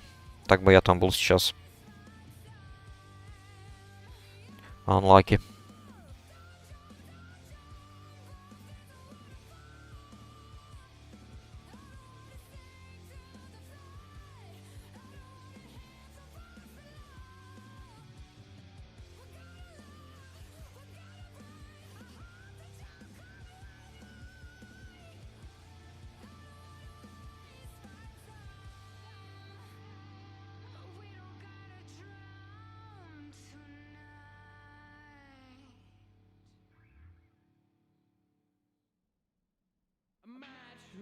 Интересно, вот насколько полезно вот это вот улучшение печати. А то я как-то не особо замечал, чтобы она сильно восстанавливала ману. Поэтому мне как-то вот ретро паладин не особо здесь нравится. Может быть, попробую тоже сделать рэк-бомб. Вот с этим талантом. 25-26 получается. Здесь вот будет еще один талант. Но вот не знаю, брать ли вот эту вот печать. Хз. Посмотрим. Ну или просто действительно после стрима в full холли пойду. Вплоть до холли шока. И буду хилить подземелья. Посмотрим. Привет, как Пал себя чувствует на черепахе с изменениями, с измененными талантами? Привет. Я бы сказал, он выглядит гораздо увереннее. Гораздо увереннее, чем в оригинальном классике. Потому что, во-первых, если еще не говорить о талантах, даются две способности, вот они. Holy Strike и Crusader Strike, да? То есть это плюс две дополнительные атакующие способности. Crusader Strike тут все понятно, эта способность, по-моему, еще дается... Уже, точнее, дается в БК, наверное, да? То есть это, по сути, способность, ты ее спамишь, максимум 5 стаков набиваешь, чтобы увеличить входящий урон от Холи магии. Почему сделали такой эффект? Потому что печать Крусейдера изменили, да? Сейчас объясню, вот. Тут написано то, что Unleashing the Seal's Energy has a 25 times higher chance to trigger all proc effects на оружие, да?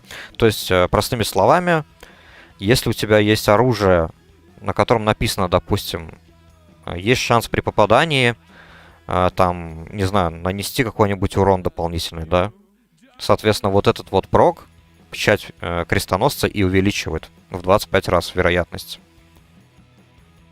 А вот Crusader Strike, соответственно, накладывает дебаф, который увеличивает входящий урон от Холи магии. Далее Holy Strike это прям вообще офигенный удар. По механике он чем-то напоминает Heroic Strike у воина. То есть он не сразу бьет.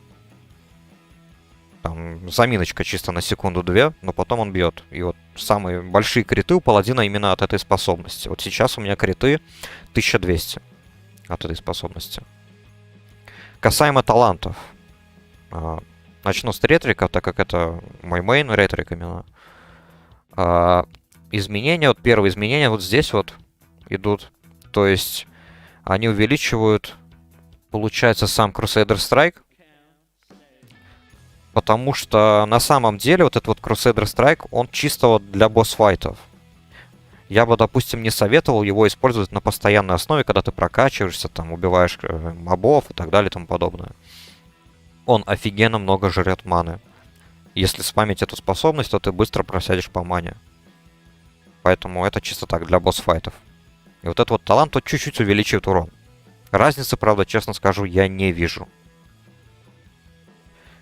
Далее.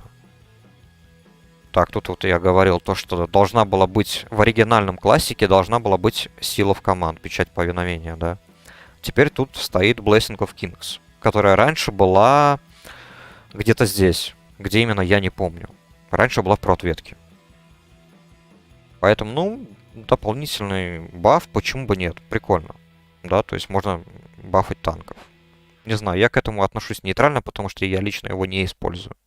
Я всегда на себя бафую Wisdom. Регенить ману.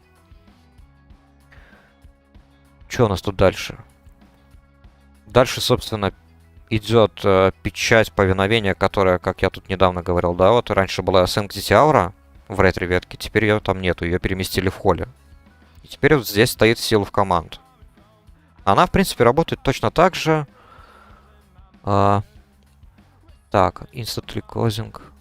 Да. Все абсолютно так же, как и в классике. То есть, если цель оглушена, то она получает вдвое больше урона. Ну и разве что ее тут немножко еще проапгрейдили, то бишь есть 90% шанс, то что ты восстановишь ману от стоимости вот этой печати. Сколько? 20% от стоимости, когда джагу нажмешь. Честно скажу, я не видел разницы тоже. Тем более я всегда использую первый ранг. Потому что, ну, это такая печать, которая прокает шанс удара именно. Дополнительный удар, да. Так, сейчас, секунду, я тут бафну, товарищи. Так, маг. Ману. Тому дам каску. Ману. И каску. Каску на друида.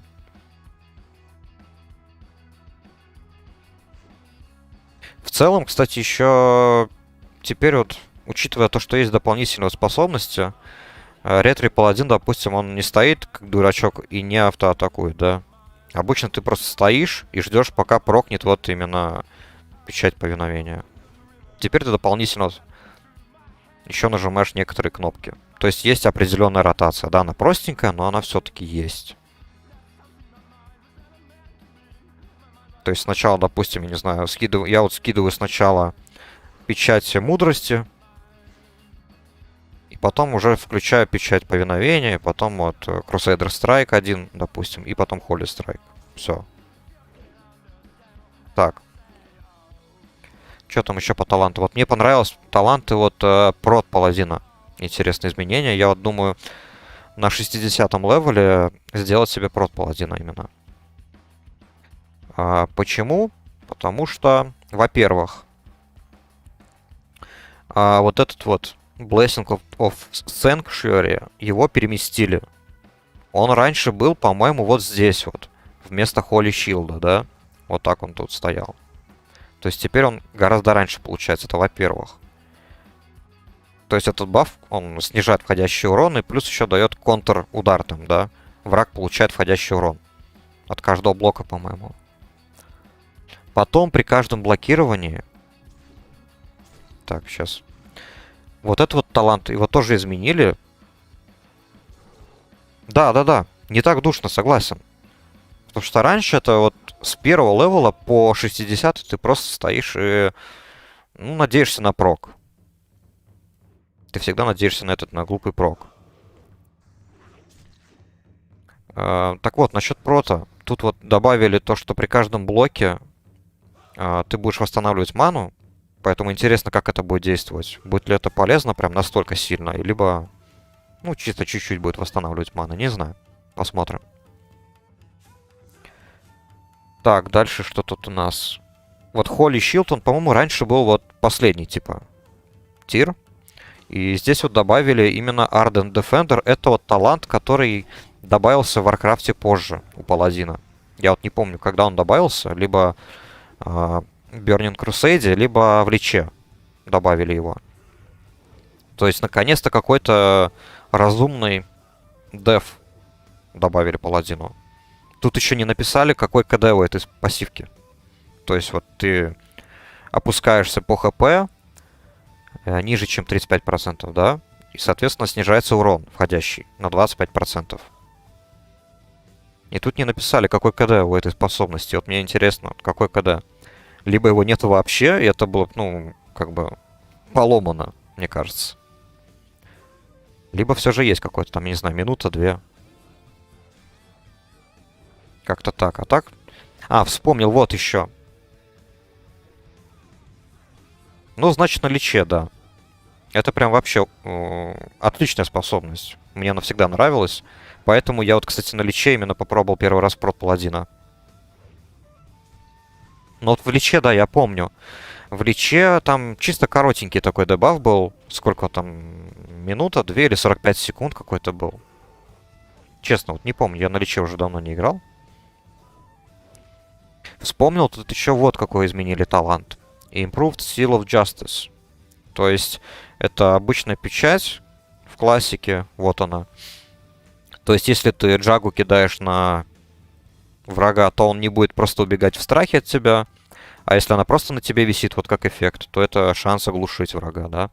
А вот по таланту в прот ветке это еще дополнительный таунт. Если я не ошибаюсь, это вот один из двух таунтов, потому что вроде бы у паладина еще один таунт появляется. И, по-моему, еще один таунт у него появляется точно такой же, который дается в Личе.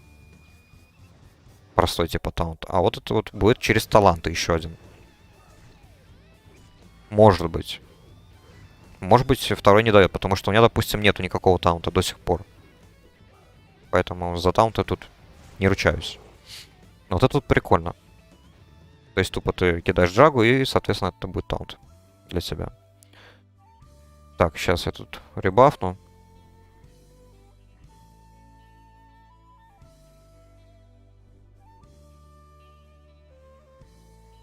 Так, касаемо прота, это вроде все. Больше ничего такого.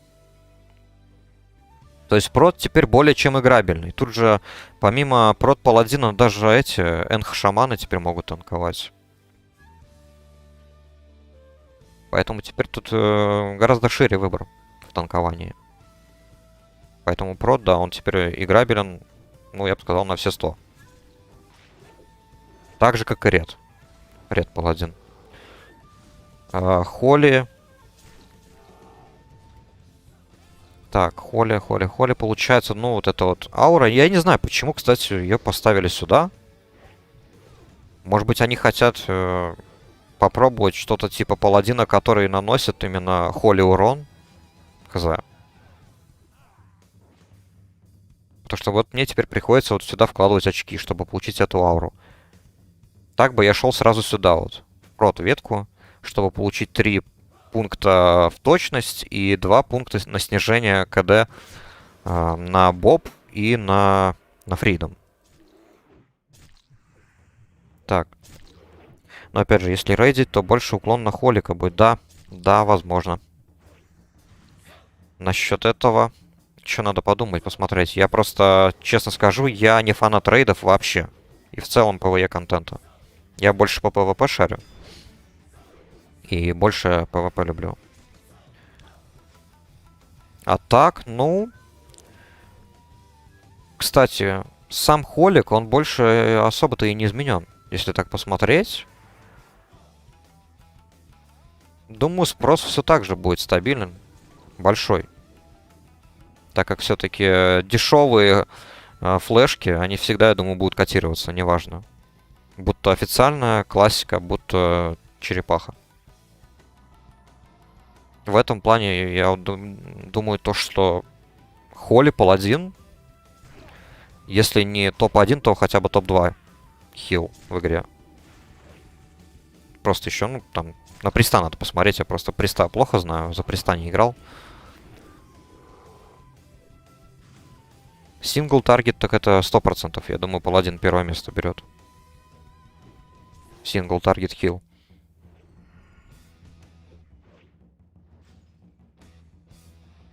А так, да, по сути, вот только ауру ему добавили, больше никаких изменений нет.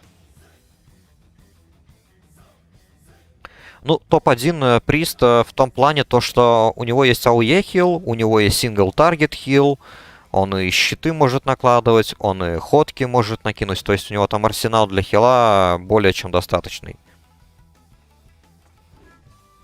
Прям вообще гигантский. То есть у тебя просто все панельки будут заполнены. А у паладина, ну что тут? У него вот Holy Light. И у него... Так.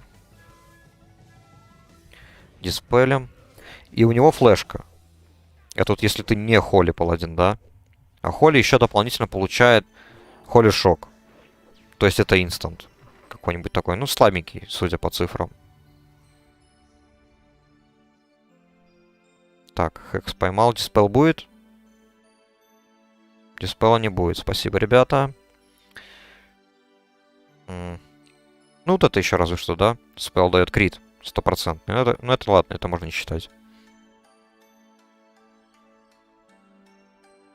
Поэтому я бы поставил топ-1 приста чисто вот по универсальности именно.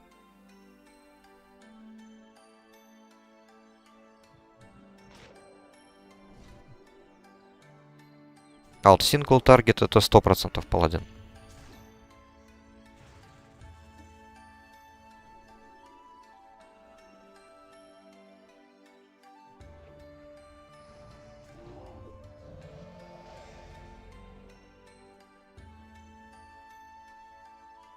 Тут, кстати, я заметил то, что ребята качают часто прот паладина почему-то. Именно через простой фарм крипов. Я так понимаю. Может быть, потому что у него выживаемость еще лучше, чем у Ретрика. Не знаю почему. Я-то просто не привык за прота играть.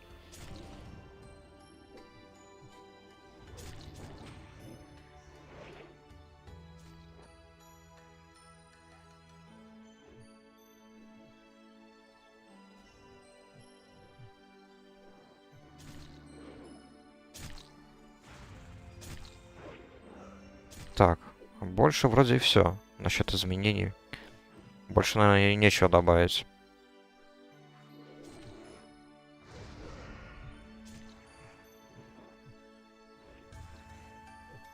Приятно, кстати, момент, то, что вот эти две способности паладину Да, во-первых, забыл упомянуть то, что вот эти вот способности дополнительно атакующие, это не ретри ветка. То есть, да, там, напоминаю, да, то, что это не таланты, это прям базовые способности, которые будут доступны у каждого паладина. И они даются прям на старте, там где-то на 8-м, на 10-м левеле уже. Ты там делаешь какой-то коротенький прям квест и получаешь Holy Strike. А Crusader Strike прям у тренера, просто покупаешь способности, все.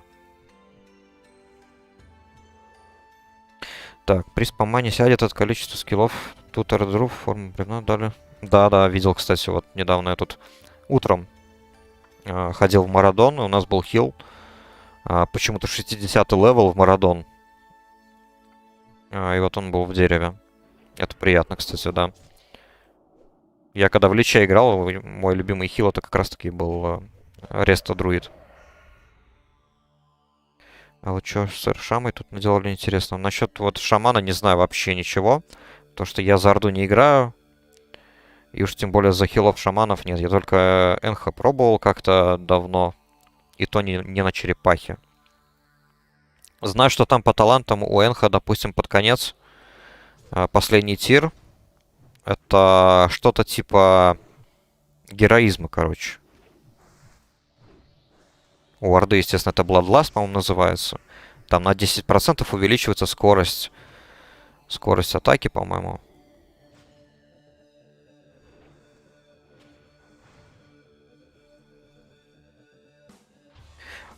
Приз по мане посядет. Ну, да. Тут, по-моему, даже вопроса насчет этого и нету. В том-то и дело, то, что вот хорошо одетый паладин. Так, сейчас я быстренько ребафну. Хорошо одетый паладин, он по мане вообще не просядет. Тем более в классике. Ты просто спокойно там можешь кастовать какие-нибудь лоу-ранг флешки, я не знаю. А может быть даже и не надо лоу-ранг флешки. И за счет вот таланта вот этого, который все еще такой же, как в классике, да, ты сможешь возвращать ту же ману, которую ты потратил. В 100% количестве, да. Его же занерфили, этот талант. Не знаю, вот в БК или в Личе. Illumination. И из 100% шанса там, по-моему, сделали 60 только.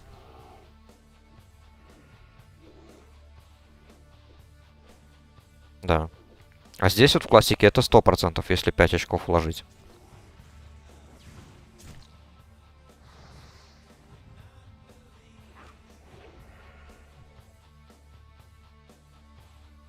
Поэтому паладин это прям, я не знаю, пауэрбанк какой-нибудь. Хилбот. Как его можно еще по-хорошему назвать. А вот насчет друида еще могу добавить вот то, что вот мой следующий персонаж, это вот как раз-таки будет друид. Я буду прокачивать именно друида. Просто потому что это мой второй персонаж, любимый в классике. Но играть я, наверное, буду за сначала Ферала. Это логично. Чтобы еще мог танковать. Во-первых, я не против потанковать за медведя. Так. Диспел. Ну и плюс прокачка будет все-таки проще. Там баланс хоть и переделан, но прокачка за баланс друида все еще, по-моему, говно полнейшее. Там только одетый баланс друид будет, ну, играть нормально.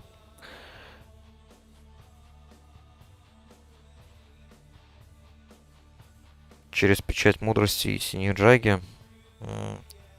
Холик. Нужно поддерживать эту печать автоатаками. Иначе никак. Тогда эффект печати мудрости спадет. Там 10 секунд дается, вот он. 10 секунд сразу отчет идет. Так, петуха выпускаем. Луч. Поэтому печать нужно поддерживать, да.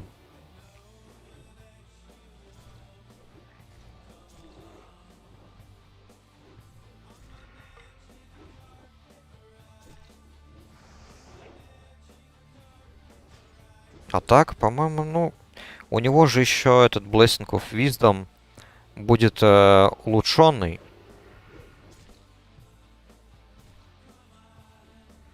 улучшенный. Вот. Тут талант.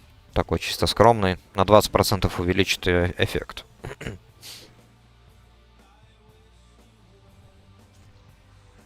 Поэтому я думаю, этого будет вполне достаточно, если паладин, допустим, не может ударить автоатакой, чтобы обновить эффект печати мудрости. Опа! А вот и перчатки. Как раз. Найс. Неплохой апгрейд. Тем более интеллект. Хорошо.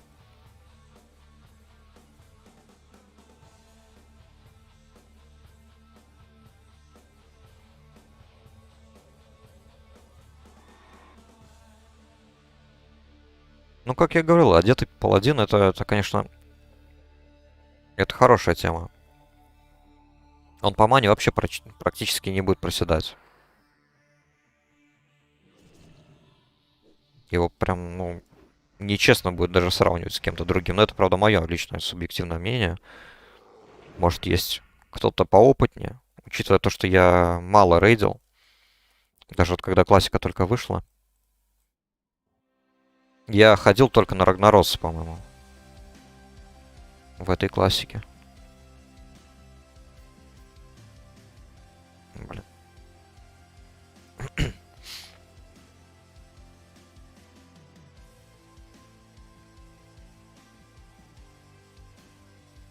Как будет возможность поиграть, буду Паула качать уже. С ЛК до панды. О, ну это период, конечно, такой серьезный. Я... Так, Диспел. Я за паладина тоже довольно долго играл, но я за паладина долго играл на приватных серверах, проектах. И когда у паладина появился дополнительный ресурс в виде этих частиц света, я перестал за него играть.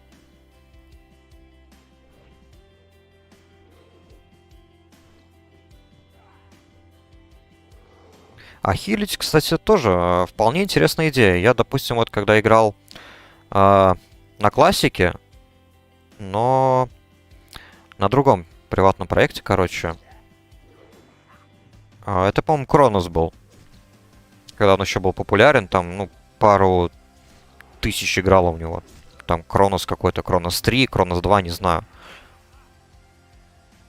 И я, короче, прокачивался прям с первого левела именно Холли паладином. Тоже Хуман.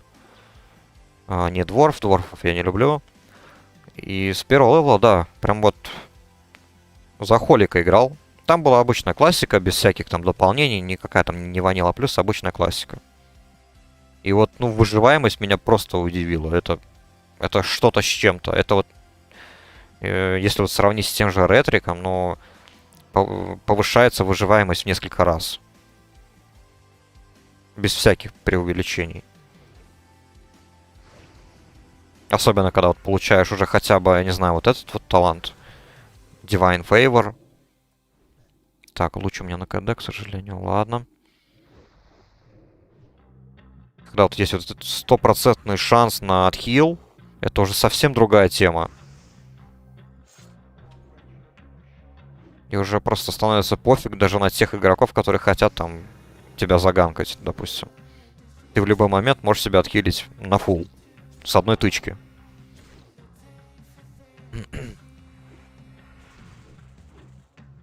Но и минусы, конечно, есть. Ты немножко медленнее убиваешь мобов. Хоть и ретрик тыкает его автоатаками, но он тыкает быстро. В плане критов чаще. Криты чаще проку, все-таки плюс 5% крита.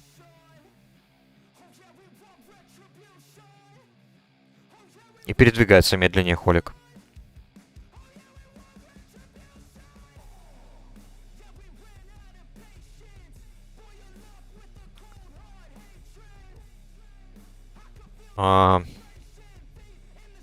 Да, бабл стандартный. То есть увеличивается скорость атаки. И как тут написано, в 100%. То есть в 2 раза, по сути. Но это стандартный. Стандартный, так сказать, дебаф можно назвать, да.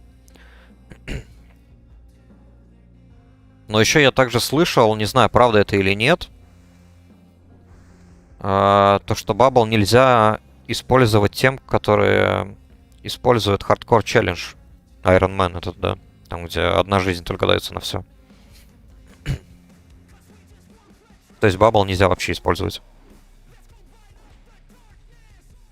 Я этого как-то не знал. И оказывается, вроде даже в оригинальной классике такое делать нельзя, когда ты хардкор делаешь. Iron Man.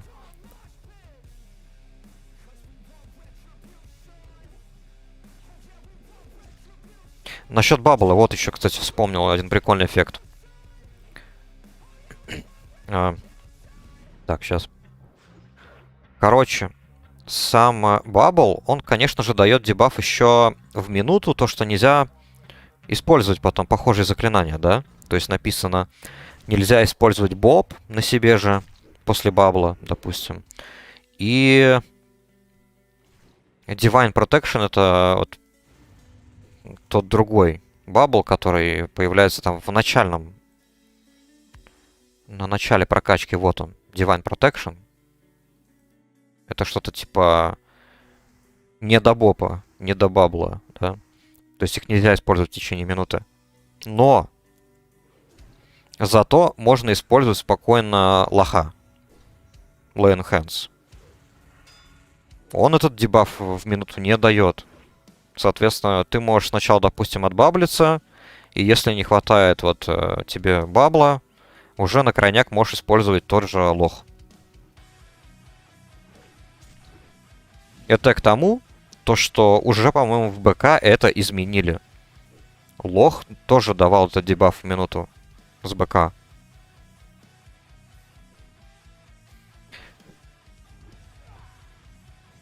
А, прям в книге заклинания нету? Вот этого я, кстати, не знал, честно. Я вот тут поразмышлял на днях, может быть, попробовать хардкор челлендж, но не за паладина, а за друида или за ханта. Вот еще думаю, за кого. И то это чисто так, на далекой полке план. Не хочу просто лишний раз нервы портить.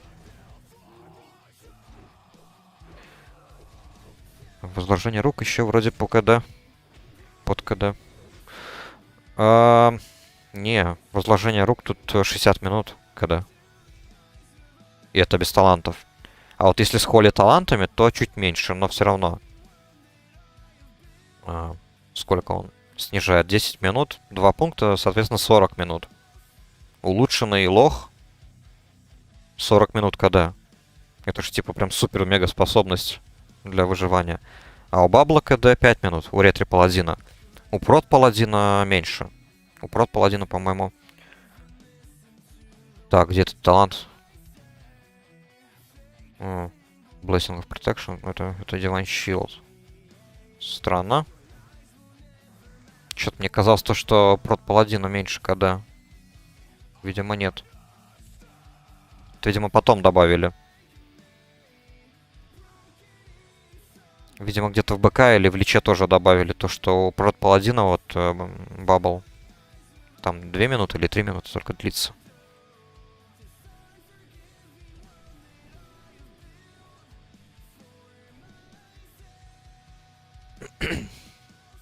Блин, рука иногда на тачпад попадает. Камеру дергаю. Так что вот, КД разные, да. 60 минут и бабл 5. Поэтому нужно выбирать подходящий момент, я бы сказал. Прям, ну совсем, когда уже все. Ну никак прям.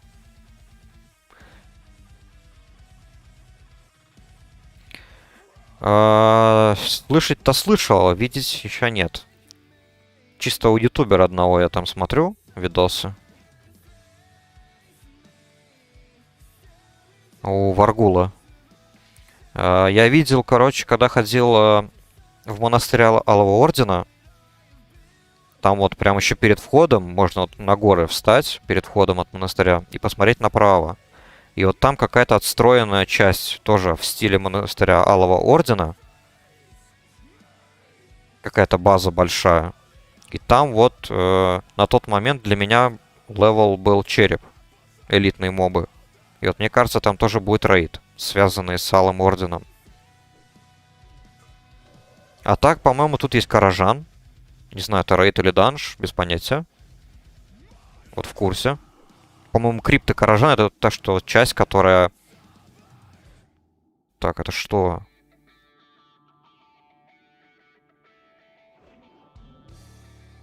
Так, это сервер лагает или я лагаю?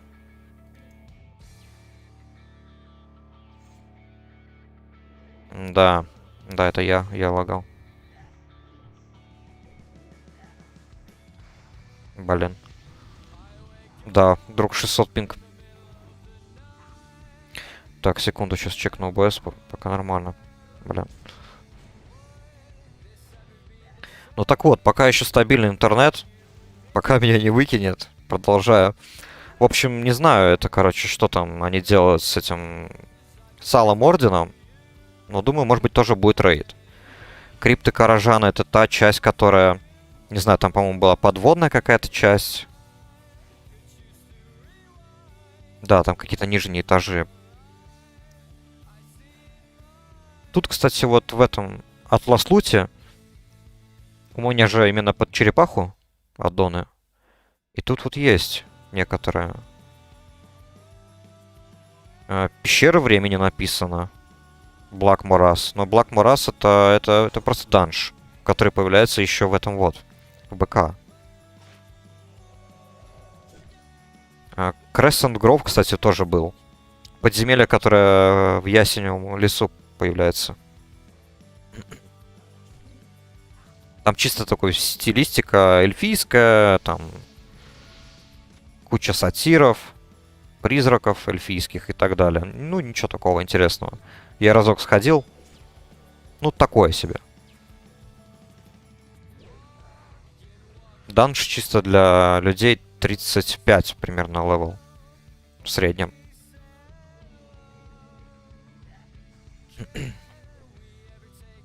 А вот насчет изумрудного сна, кстати, не знал. Чаще всего я только видел теории, всякие разные рассказы, мол, почему отказались от такой идеи. И чаще всего ссылались на то, что, мол, локация будет однообразная, повсюду одни только зеленые цвета и так далее и тому подобное. Мол, это людям не понравится. Это еще когда, допустим, была речь о целом аддоне, связанном с изумрудным сном. Как-то так. Так, ребаф.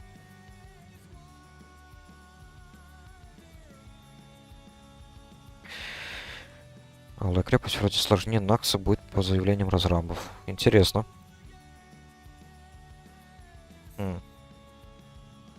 Сложнее Накса.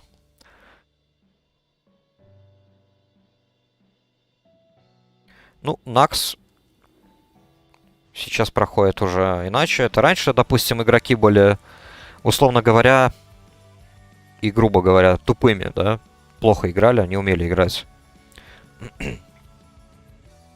Сейчас-то ладно.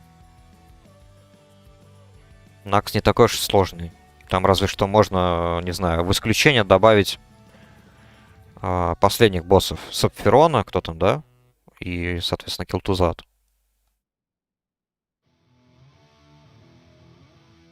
Вот они там какие-то навыки требуют, наверное. Я на актуале не ходил, только вот на ритейле ходил чисто за трансмогом. Поэтому боссов не всех помню. Но если он сложнее Каражана, то это, конечно, интересно. Каражана, Наксрамоса, то это интересно. Мне даже интересно узнать, какие там боссы.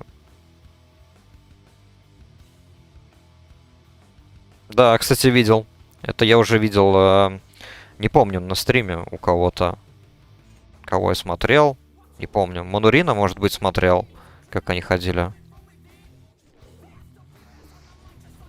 Забыл.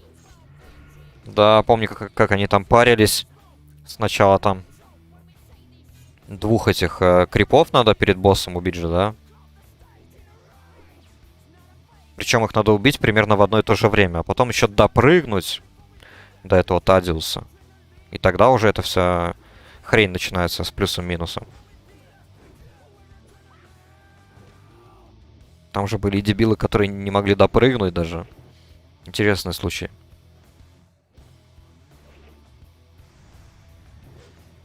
А тогда, конечно, разрабы вообще молодцы.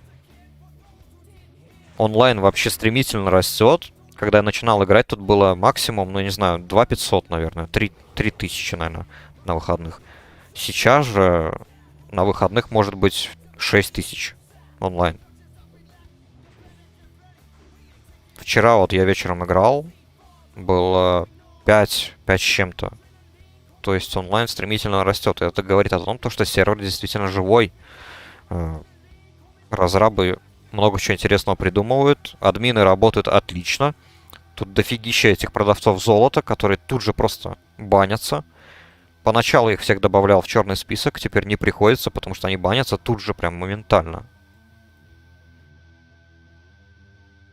А насчет разных идей еще стоит вспомнить эти острова, которые появляются. Тут же есть эти вот, да. Тель-Абим в Калимдоре. И вот эти два острова, вот, Лапидис и Гелиджим. Это все тоже вырезанный контент из классика.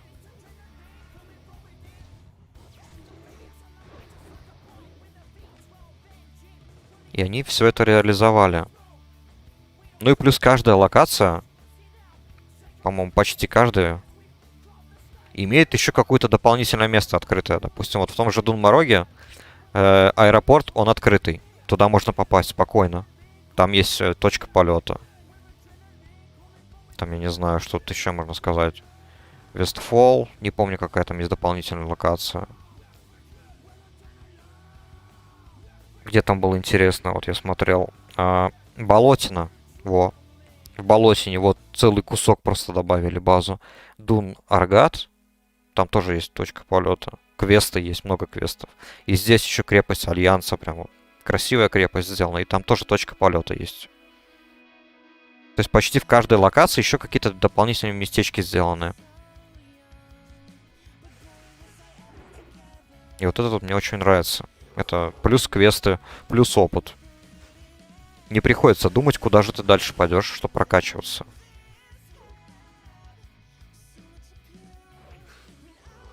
Но это, правда, еще учитывая, у меня вармод включен. По-моему, с первого левела, не помню. То есть я еще получаю больше опыта на 30%. Потому что я всегда в PvP могу участвовать.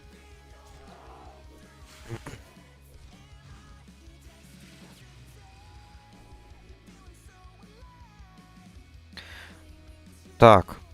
Наконец-то дошли до ласт-босса. Так, ну это все фигня.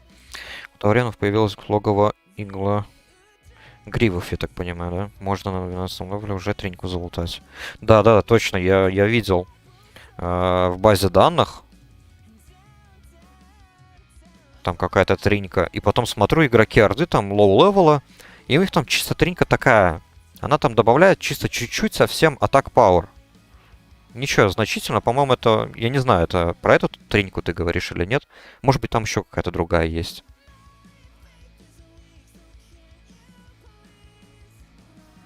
У Альянса зато есть кольца. Допустим, у ночных эльфов... Ну это круто, вот реген хп.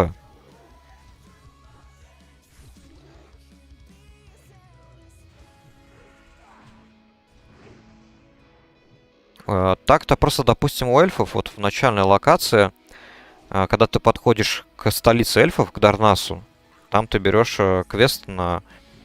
Там сначала поговорить с одной стражницей, и потом эта стражница дает тебе квест, и в награду ты...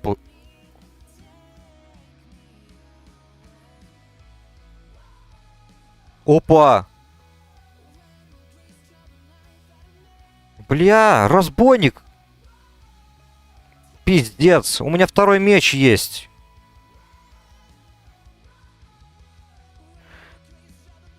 Ну, бля.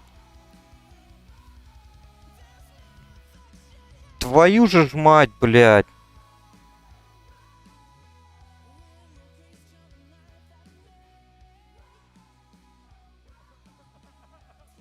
Твою мать, блядь, я уже второй раз этот меч вижу. А,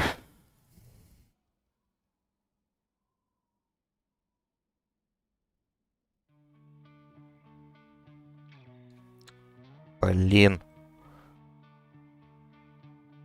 Печально. Вот сейчас я вот реально мог получить второй меч, чтобы сделать вот этот вот эпический из Зульфарака. Блин. Как же грустно. Глефа, кстати, да, видел. Видел глефы, стражей, видел клинки, как у охотников на демонов.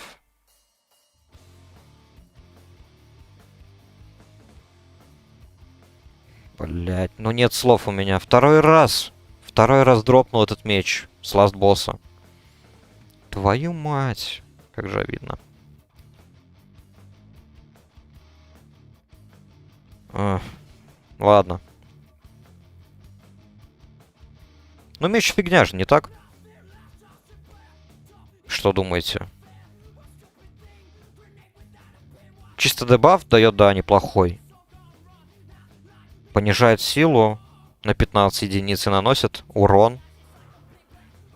Мгновенно урон наносит и еще дает дот эффект. Вот этот разве что хороший. А сам он по статам, ну, херня полнейшая.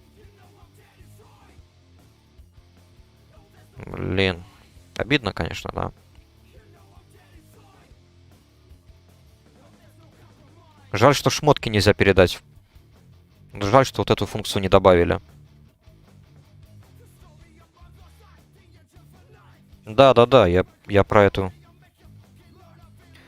Ну, ДПС... ДПС, я бы сказал, это, наверное, хорошо для вара. Не? Как думаете?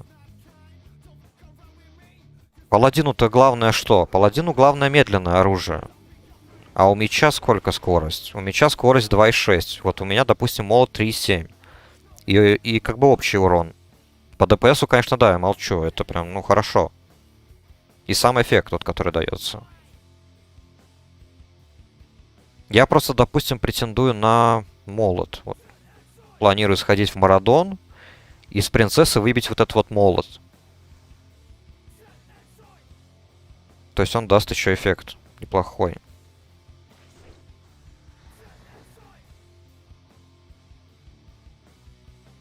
Просто фишка в том, то что я никогда в своей жизни его не выбивал. У меня всегда, вот где бы я ни играл, всегда получалось, что я выбивал только одну часть мяча.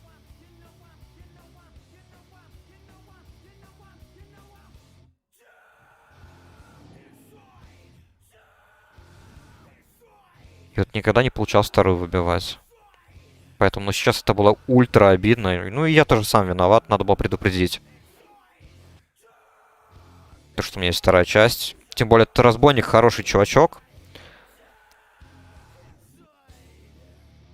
Да нет, тут даже не резерв, как бы...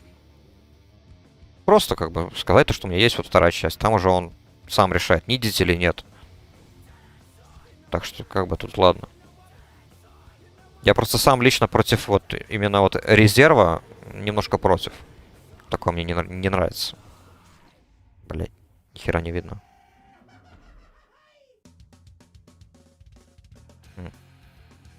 Интересные перчатки. Кастомная вещь, кстати. В оригинальной классике этих перчаток не было. Ну ладно, тут как бы, как я и говорил, разбойник нормальный чувак. Мы с ним уже играли, по-моему, в многих данжах. Вот мы с ним проходили, встречались. И в этом Алый Орден, все эти 4 мы вместе прошли. И подземелья в этих... бля, как по-русски-то было? Вот этот, короче, подземелье, Razorf and Downs, да, проходили. Да и Razorf and Kraul тоже, он, по-моему, с нами был. Поэтому мне не жаль. Просто было, допустим, когда первый раз вот я этот меч увидел, то у нас был другой чувак, он просто взял и занидил.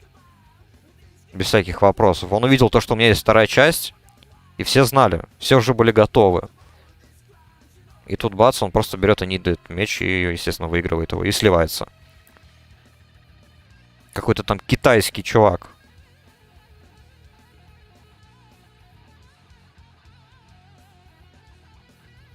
Вот тогда было обидно.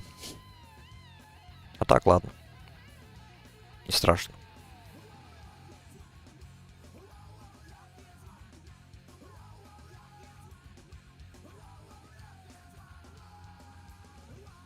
Но все же было бы неплохо, если бы они ввели вот ту функцию, то что вот пока вот игроки выбили шмотку в подземелье, ее можно передать.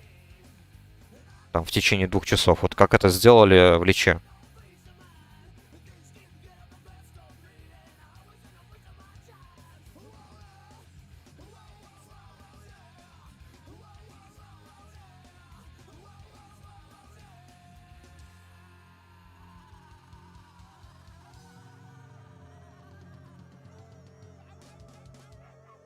Да, сейчас только еще один вопрос остается. Насколько велика вероятность того, что этот меч выпадет еще один раз, в 3-й раз?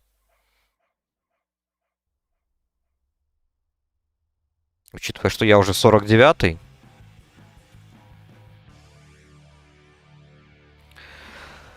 В Мару...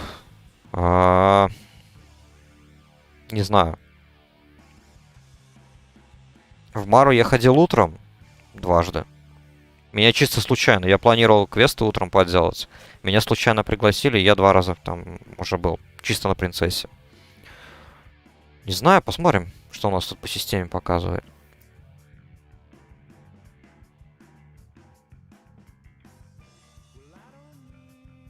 Мгм.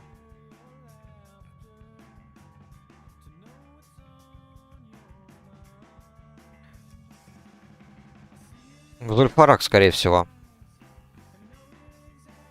На принцессе только 2 ДПС. А вот Зульфарак вот как раз еще есть хил, танк. Правда, это все один и тот же человек. Я бы попытался еще пофармить этот меч. Больше мне там ничего не надо. Тут если в PvP моде играть, если убьют конец игры или может дальше продолжать. PvP мод это все окей, типа, все нормально. Ты просто, ты вечно в PvP режиме, да, тебя могут убить, заганкать, но ты не умираешь прям навсегда. Ты умираешь навсегда, если ты берешь хардкор челлендж. Там в начале берется квест, отдельный квест, и тогда, да, у тебя дается 1 жизнь. Тогда, соответственно, тебя перекидывает из этой гильдии, Newcomers, в гильдию Still Alive, все еще живые. Там другая гильдия, да. И в чем фишка? Нельзя с ними объединяться в группе. То есть я не могу кинуть инвайт чуваку, который в хардкор челлендже. Ну, это, в принципе, логично, да. В друзья, по-моему, даже не могу добавлять его. То есть они как бы в своем мире играют. Но, если чувак берет хардкор челлендж... Так. Если он берет хардкор и PvP режим, тогда да, конечно, логично. Если тебя убьют в PvP, то все, ГГ. Я взял просто PvP, просто потому, что он дает дополнительный опыт со всех источников. Там и квесты, и фарм мобов, за все.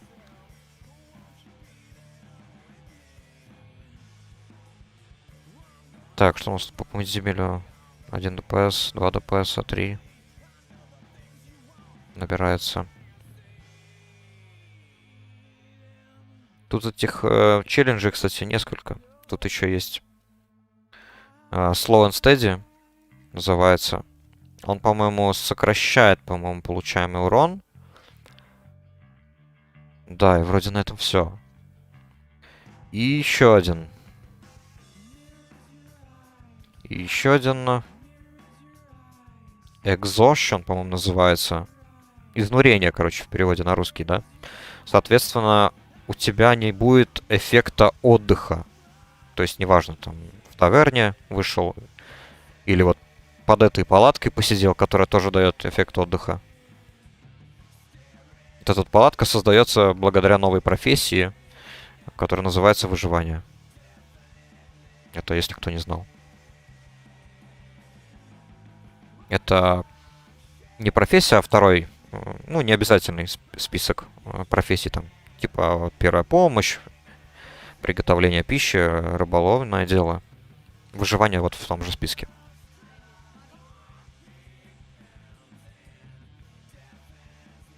Так, надо мусор продать, починиться.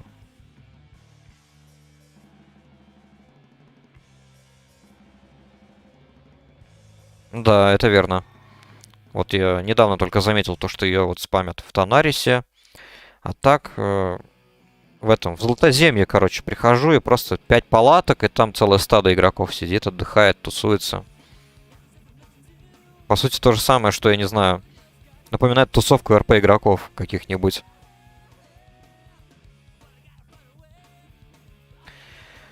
Так, ну это ладно, пофиг, продам, нафиг мне это надо сейчас.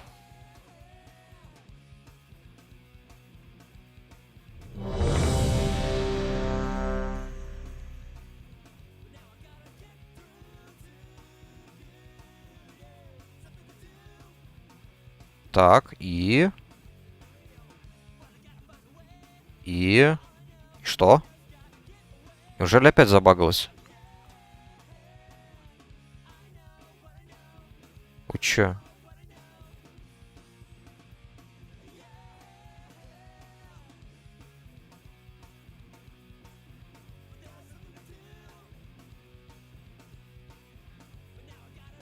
Ага. Ну, нельзя нажать то, что я готов. Или, видимо, это просто была предыдущая группа. Я, видимо, был не в первой тройке ДПСов. А, вы не знали? Это, да, это, короче, система. LFT называется Looking for Turtles. То есть поиск черепашек. Это местный аналог LFG. То есть, ну, первая страница напоминает личевский LFG, как видите, да? Но она немного баганая, да. Бывает, вот так вот забагается, и все, вот окошко у меня, она сейчас не пропадет. То есть вот, я нажимаю покинуть поиск, все. Она просто собирает группу, если что. Только группу. Она не будет ТП, естественно, делать в само подземелье, а только группу собирает. Бывает, собирает не полную группу. Бывает, соберет, допустим, только 3 человек. Бывает 4 только. И тогда, допустим, продолжайте просто ждать. И вот так вот глаз все еще вот ищет, да. Бывает, сам глаз багается. И вы, чтобы продолжить поиск, вот включить вот режим поиска, вы выбираете свою роль. И там, допустим, вот 3 ДПС есть в группе. Вы нажимаете все, вот выбрать роль ДПС, и там почему-то пишет, что уже слишком много ДПСов. Есть уже 3 ДПС, и как-то, ну, система, в общем, багается. Сложно объяснить, это вот надо видеть именно. Сейчас тогда, видимо, сделаю релог.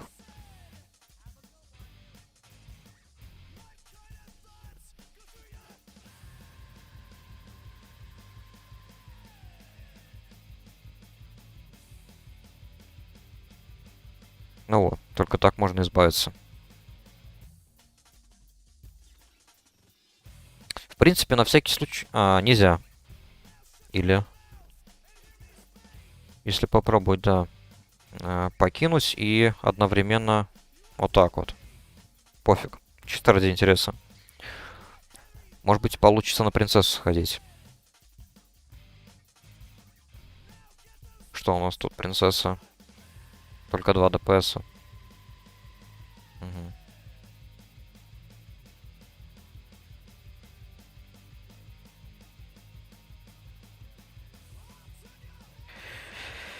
А тут еще фермерство. Вроде добавили фермерство.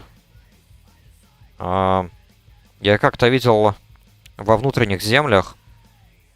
Это вот Hinterlands. Да. Это тут локация. Какие-то кусты. Кусты с ягодами или что-то типа того. Я сначала подумал, ну, наверное, они для квеста добавлены. То есть я не смогу их залутать. Потом подошел, взял, залутал, оказывается. И там какие-то фрукты или что-то типа того было. И вот есть теория, то, что это, наверное, одна из составляющих этой профессии. Если про фермерство говорить. Не знаю, я еще не видел. И самих фермеров тоже не видел. А вот выживание, знаю, палатки ставят, факелы делают. Тренер профессии находится в лагере этого Хеминга и Эрнеста Уэя во Вьетнаме. Так, починиться починился. В банк. В банк надо закинуть вещи.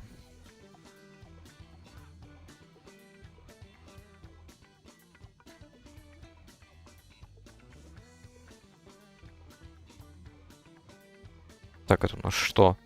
А, это с Марадона.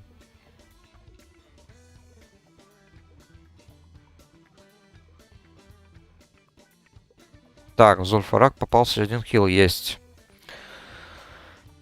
Хил есть. ДПС есть. Тот разбойник, кстати, вот, который был со мной, вот, опять зарегал.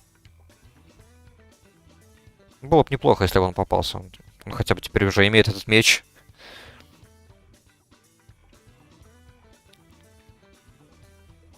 Фермерство рядом. Понял. Это вот, если выходить из Штормграда, там домик слева, да? Домик слева, там какие-то, по-моему, парочка тыковок стоит, и какой-то NPC-квест дает.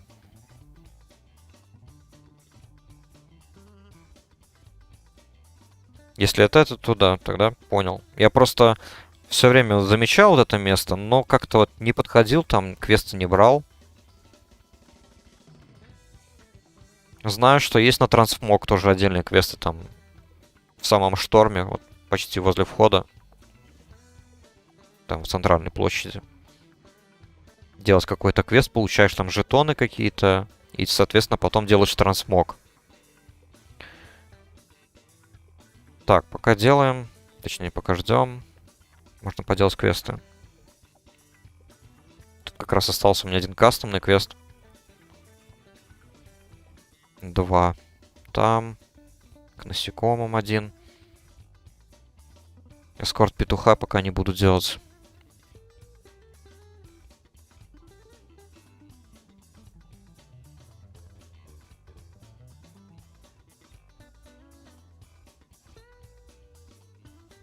Мне нравится, кстати, удобная вещь LFT, вот эта система, да.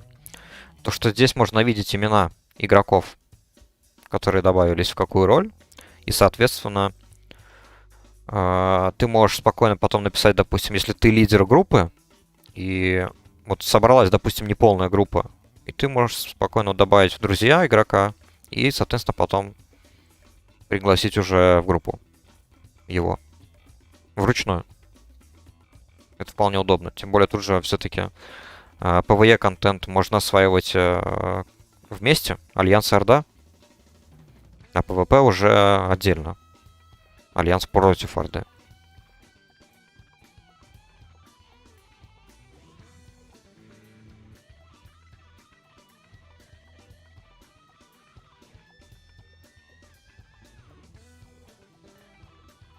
Так.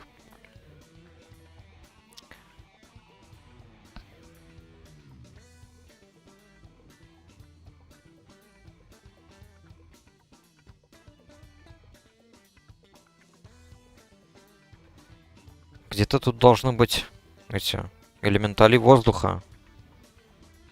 Что-то они какие-то очень редкие.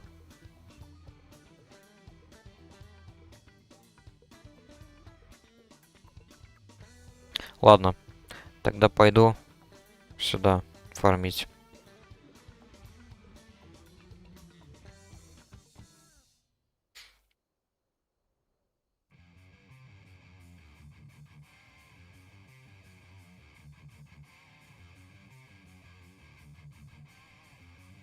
Так, после Зульфарака, наверное, точнее после Марадона. Вот думаю сходить еще вот сюда, в храм Аталхакара, или как он там называется.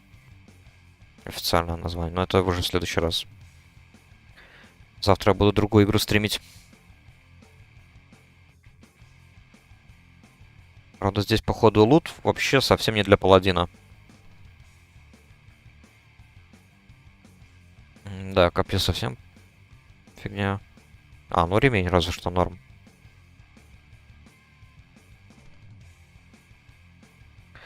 Новых инстов, да, конечно, без проблем, сейчас. Так, получается, значит, первый вот новый.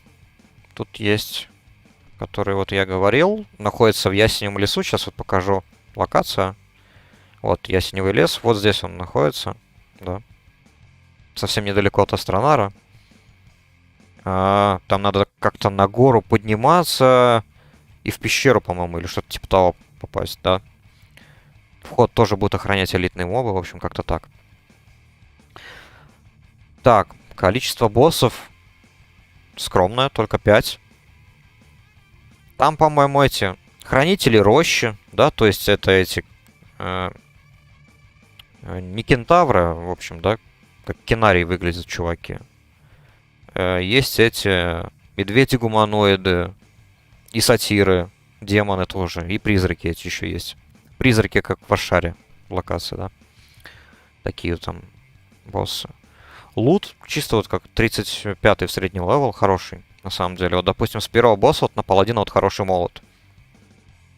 На паладина, на друида тоже отличный молот двуручный. Вот он. Я его хотел выбить, но я только один раз сходил, он не выпал, к сожалению. Да. Шея вот она тоже такая плюс-минус хорошая. Статы интересные.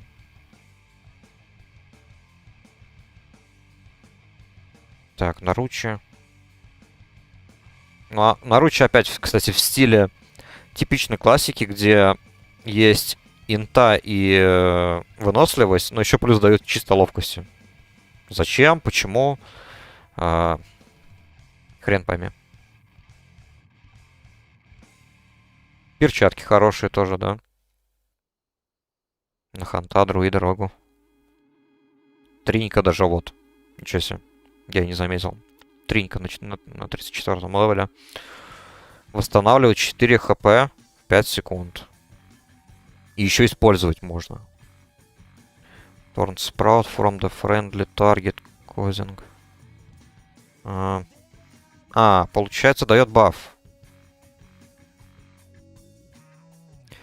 Она дает баф. Это что-то типа друиду. Друид похожий баф накладывает, да? Шипы. Вспомнил, да. Шипы называется. И по сути, эта тринка дает такой же баф. Так.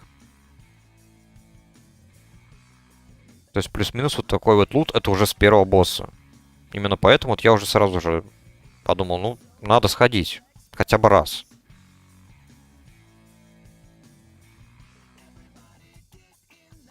Так, что мне не показалось? Нет. Ладно. Что у нас тут второй босс? Кипер Ранатос. Лук.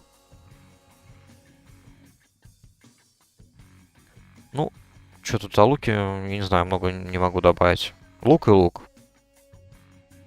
То, что дает 3 ловкости уже на 35-м левеле, это, конечно, хорошо.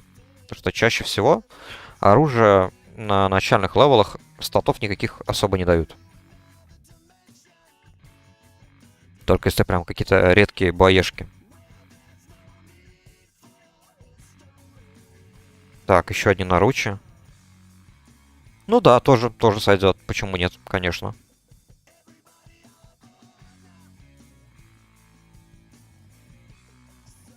Наручи. Наручи, спирит. 3 спирита, 3 резиста природы. Ну, для 35-го левела, ну, хз.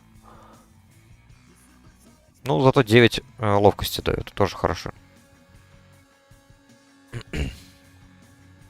Так, сейчас тут встану более-менее безопасное место. Вот сюда куда-то. Так, смотрим дальше, что у нас тут. Так, 9 силы, 9, 8 спирита. Ну, вот это, ну, такое себе. Причем это у нас кольчуга. Кольчуга. Да. То есть, блин, ну, точно не на охотника. Шаману, я бы сказал, тоже, наверное, нафиг надо сила. Я не знаю, насколько важный стат сила для шамана. Просто тут сила, еще и спирит. 4 атак пауэра как-то маловато. Хз. Друид. Ой, бля, друид. Не, друид же не носит кольчугу, точно. Шаман, паладин. А охотник получает... А, еще и охотник с шаманом, они же с 40-го левела только могут носить кольчугу, точно. Вообще бесполезная шмотка, по-моему. Ладно. Колечко зато отлично. Вот колечко чисто заточено под реста друида. Потому что увеличивает damage done by... А, еще эффекты, да, все правильно, да. Для реста друида. То есть не только наносит урон, но и хилит. По-моему, вот такие вот кольца, они похожие есть вот на high-level данжах. Поэтому мне нравится вот то, что вот... Так, я в бою. Блин. Откуда? Сейчас. Вот в high-level данжах есть похожие кольца даются. А тут вот именно вот в новом подземелье вот такие вот кольца дали. Вот этот мне очень нравится.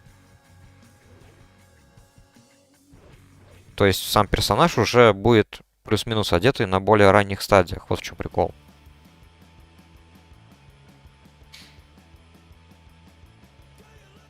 Так, сейчас, секунду. Что у нас тут? На принцессу добавился танк. В Зульфараке танка нету. Ну, посмотрим, что быстрее прокнет. Так. Ладно, это был у нас второй босс. Что у нас третий босс?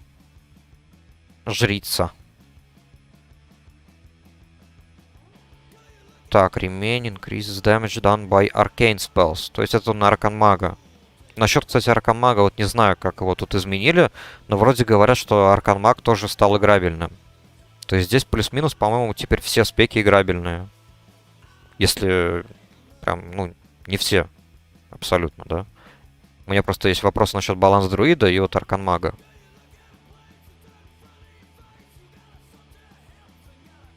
Топор двуручный. А, ну тут эффект прока интересный. 89, 109 аркан урона причем. Не припоминаю оружие, чтобы оно наносило именно аркан урон. При проке. А так, само по себе оружие, по-моему, ну такое себе. Все-таки те же воины, они получают по квесту топор, который лучше. Плечи, ну, кожа. На баланс друида, ну, сойдет. Статы неплохие. На баланс друида, на шамана. Энх шаман, говорят, очень редкий. Фу, блин, Элем шаман. Очень редкий. За него мало кто играет.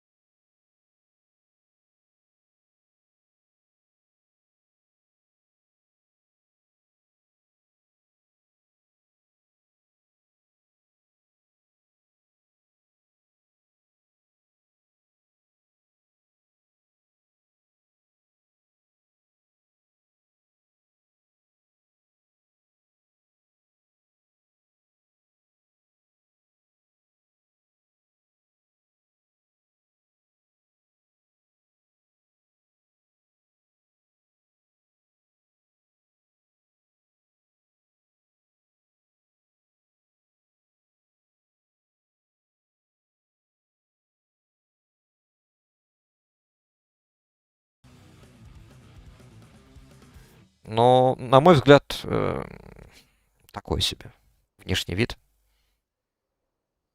Рогатые шлемы не моя тема. Так, сейчас, секунду, плейлист поменяю.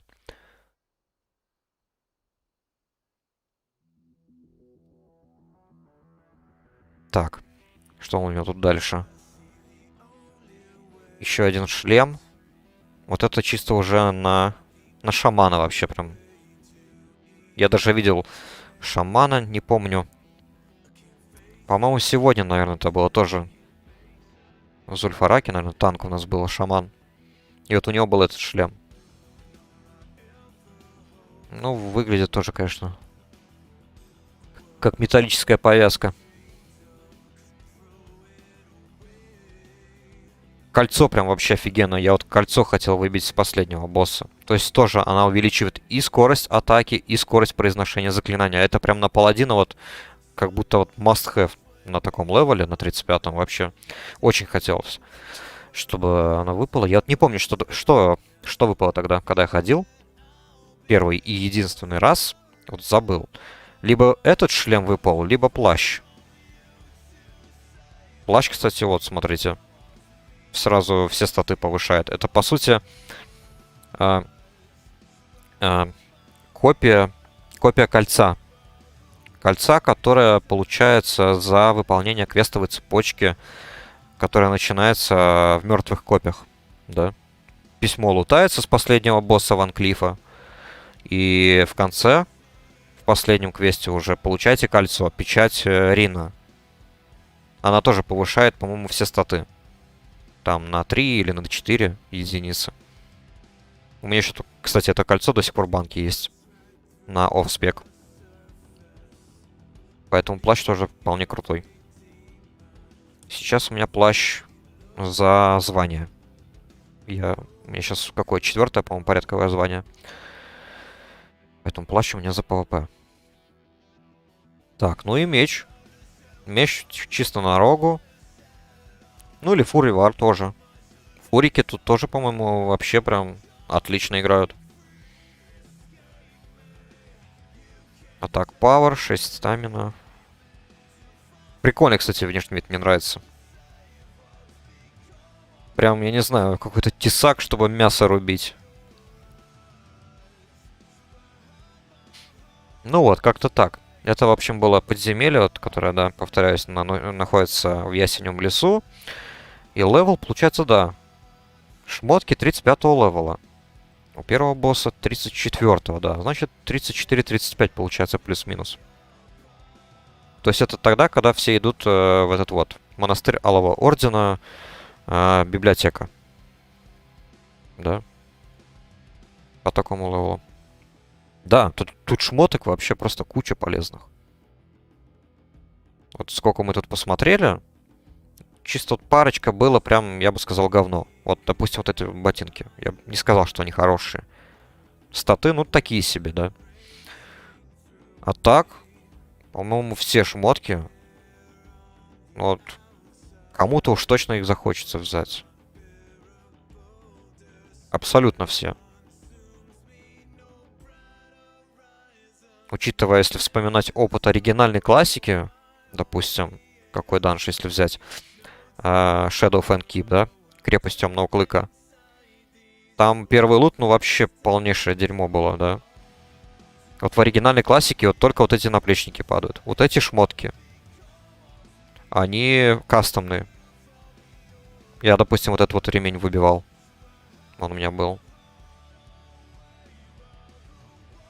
И вот так вот у многих боссов там просто лут полнейшее такое, ну, фигня. Вот, допустим, второй босс. Ну, вот тут топор. Плюс-минус норм. А вот нагрудник на 8 стамина, ну, как бы, ну, не знаю. Такое себе. То есть давались шмотки, у которых статы не очень подходящие. Допустим, вот с последнего с босса Аругала. Тут вот нагрудник. То есть чисто на кастера. И ХП, и интеллект, и дух дает. Но почему-то еще сверху дает ловкость. Не знаю, зачем ловкость. Просто так, видимо. Ремень тоже. Интеллект, дух и еще ловкость. Давайте еще накинем вам ловкости.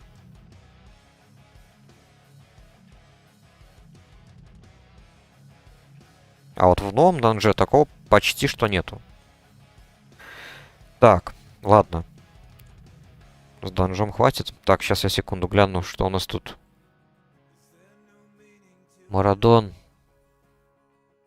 Хила по-прежнему нету, а тут... Ясно, в общем, ничего не изменилось. Так.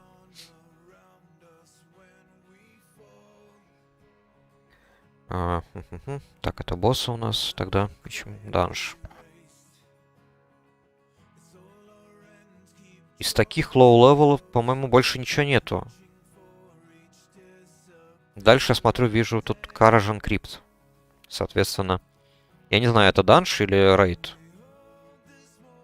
Судя по количеству боссов, наверное, это все же данж.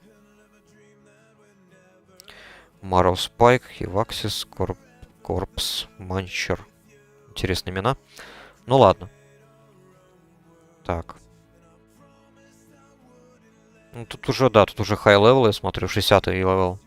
Чисто хай-левел данж. Неплохо. Нагрудник 28, силы 12, стамина. Ну, хотя хз, с чем сравнивать. Так как я сейчас еще не дошел до хай-левел контента. Там надо сравнивать уже с другими шмотками. То трудно сказать.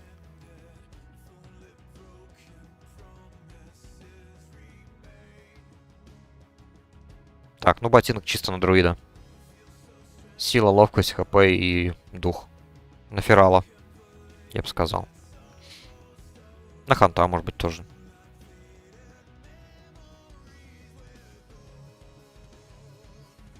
Так, тут понятно, тут чисто на шамана. Учитывая, что увеличивает урон от природы. Так. Выглядит неплохо. По сути, тот же шлем, что у меня сейчас, только серого цвета. Так. Щит.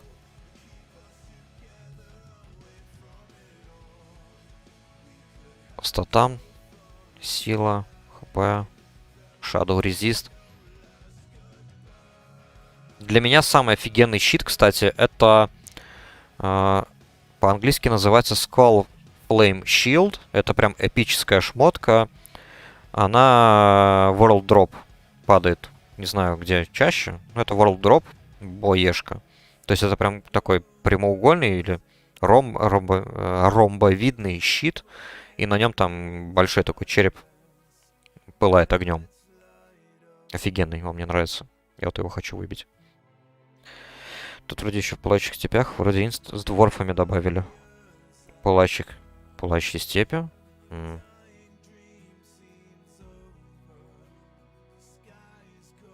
Так, ну я там еще не ходил. Что у нас тут? А, точно! Точно. Вспомнил. У меня что товарищ есть один, с которым я качался как-то параллельно. Тоже еще один паладин. Он мне рассказывал. Я забыл. Он как-то часто заходил онлайн тут недавно.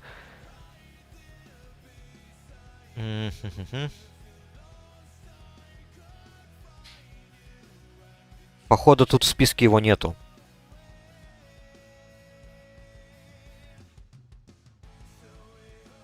А, вот тут еще даже есть Stormwind Vault. Хранилище Штормграда. Я так понимаю, это просто копирка тюрьмы. С другими боссами хай-левел. Да, здесь, короче, нет этого данжа. Я вспомнил, есть он, да. Там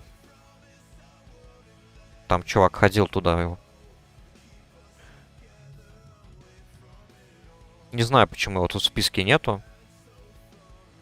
Upper Block, Rockspire, Lower. Нету. Жаль.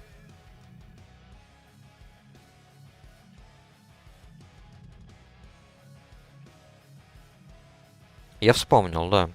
Он туда ходил, и вот как-то вот вылетел из головы. Да, он сейчас не в игре. Плюс-минус, короче, левел, по-моему, такой же, как и БРД. Blackrock Depths. Это Черная гора. По-моему, плюс-минус такой же левел. Если не 60-й. Так, это у нас что? East Weapon. Кастет. Ничего себе, даже кастет добавили. Когти.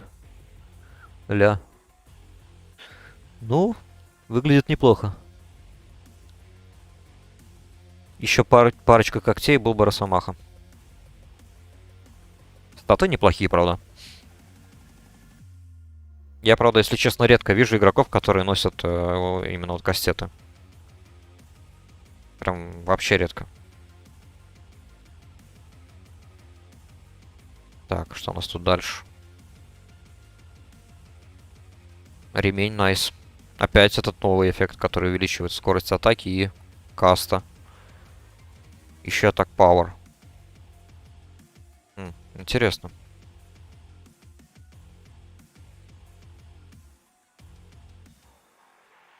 Так, плечи. 20 синты дает. Неплохо. Но это уже не на хила. Это, наверное, на мага какого-нибудь. Он выглядит круто, мне нравится. Красиво. Колечко. 12 спирита. О, зато эффекты какие прикольные. 6 маны и 6 хп восстанавливает. Интересно. То есть, если, допустим, какого-нибудь офигенного кольца нету, это прям вот отлично подойдет. Статы просто, ну, такой себе, 12. Спирит, мне кажется, в ваниле он, ну, не особо сильно помогает, мне кажется. По-моему, потом вот где-то в Личе, наверное, или в БК вот начали добавлять таланты уже, где именно у твоего персонажа стакалось там что-то от спирита. Допустим, там сила заклинаний или еще там что-то. Там у рестор друидов, допустим. Так, тринька. Poison's target for. Хорошая тринька. По сути, дает... А, не. Это use эффект. То есть использовать надо. Тогда не. Тогда, на мой взгляд, это говно полнейшее. Резист 25 природы. Резист магии природы, по-моему, нужен где? В Анхираже, наверное.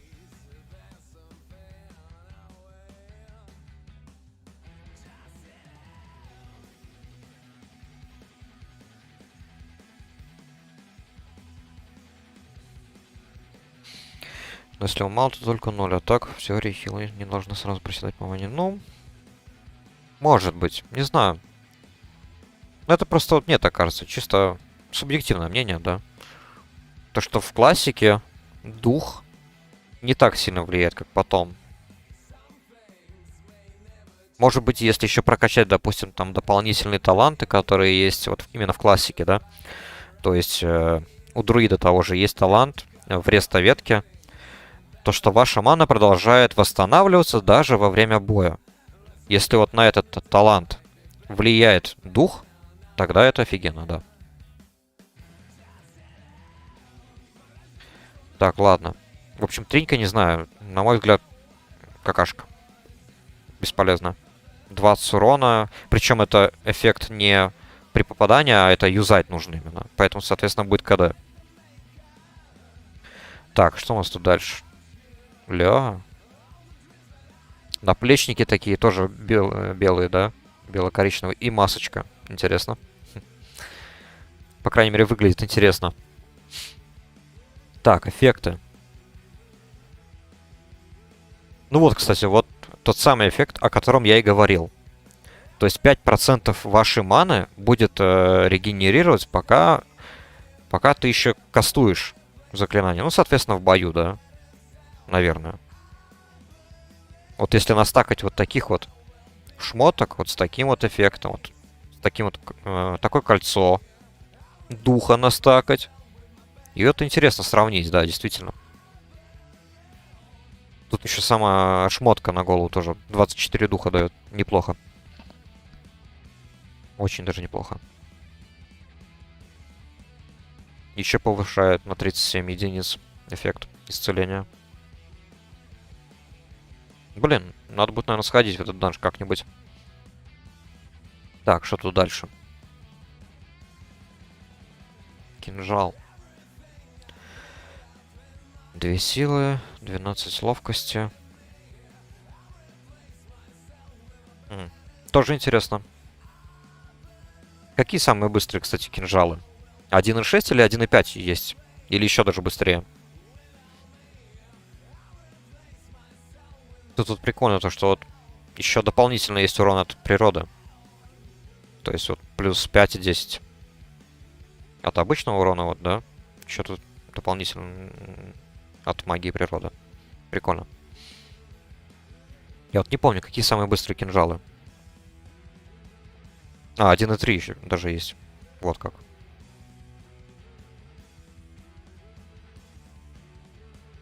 Понятно. Но скорость туда средненькая, я бы сказал. Так, ладно. Что у нас там по данжу? Угу.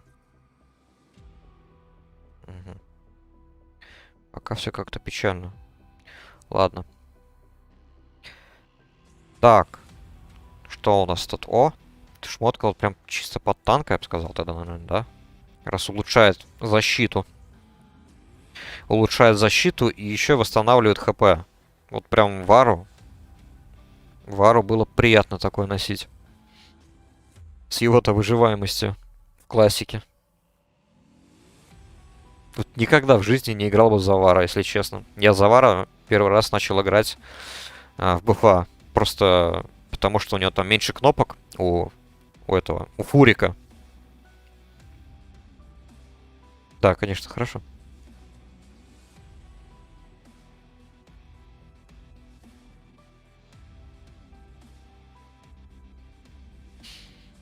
Так, что у нас тут еще?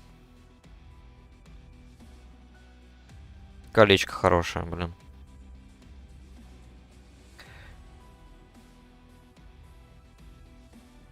В принципе, для любого хила, да, подойдет.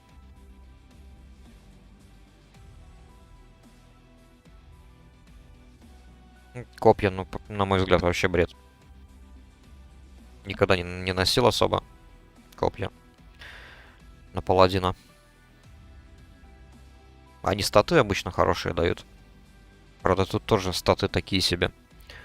25 сила и 18 дух. Окей. То есть, ну, друиду может быть, фералу. Может быть и то. Хотя влияет ли... Да не, шанс на хит точно влияет. Все нормально. Но вот дух... На кой хрен ему дух? Не знаю. Просто беда в том, то, что классические друиды не носят копья.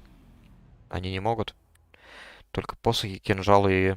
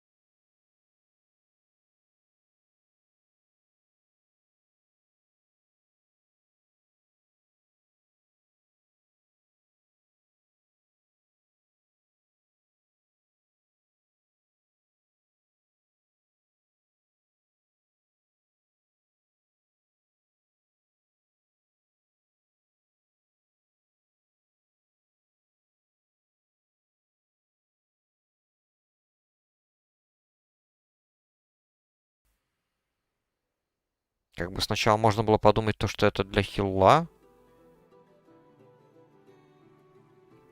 Разве что.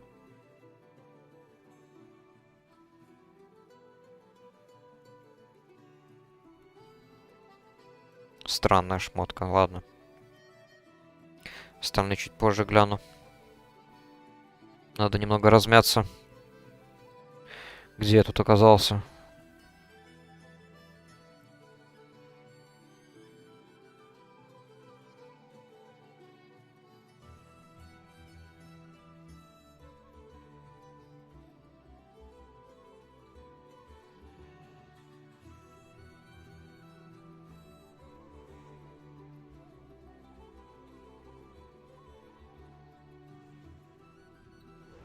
Так, здесь у меня 2 квеста, по-моему, да, осталось. Я их как-то давно уже взял. И все никак не смог сделать.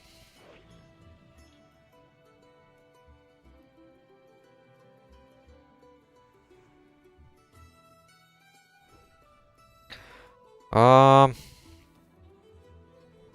сейчас сколько у меня тут уже стрим идет?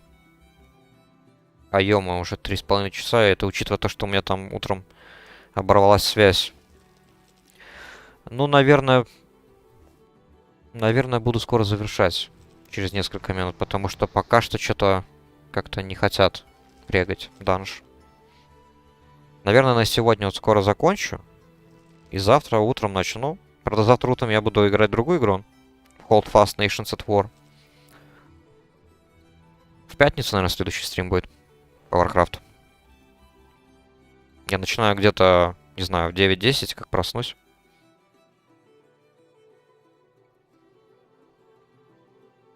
Ну да, хорошо, хорошо, да. Я сам уже устаю немного. Запарился тут. Поэтому, да, буду, наверное, завершаться уже.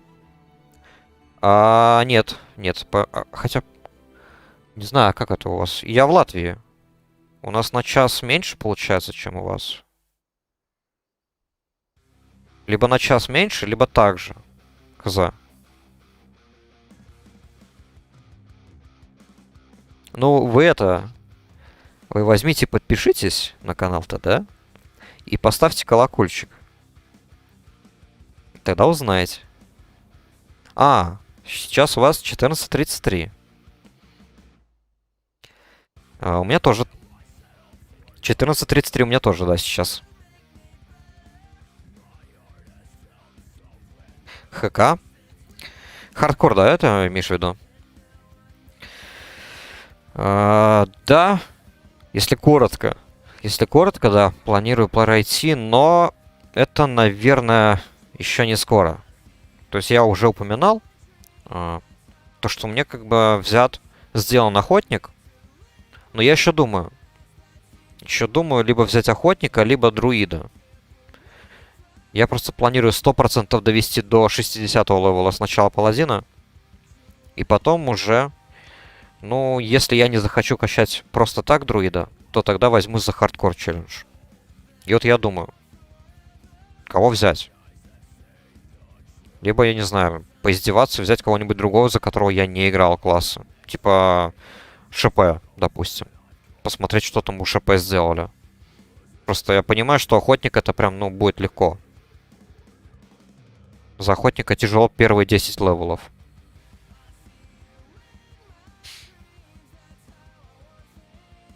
Поэтому я еще подумаю. Друид, да. Друид, мне кажется, по сути, он будет так же просто, как и охотник, как и, наверное, паладин.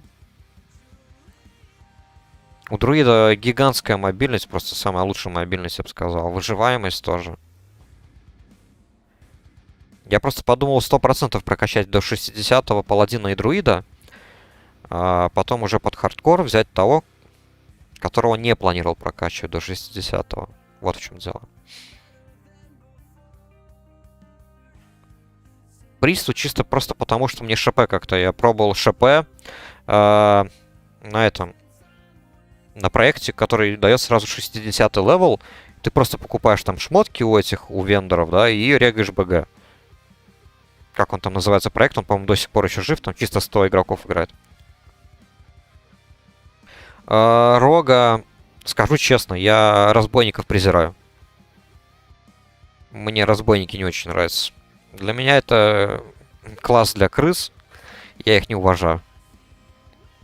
Я за Рогу играл последний раз еще в детстве, когда я был прям вообще пацаном мелким.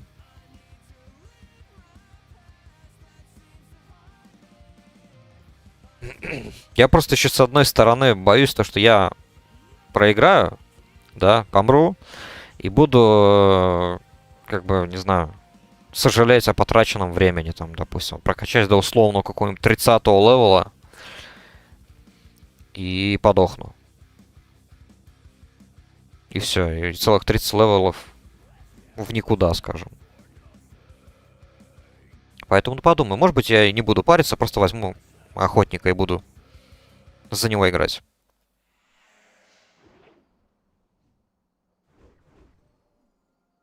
А друида уже как-нибудь потом отдельно прокачаю. Подумаю.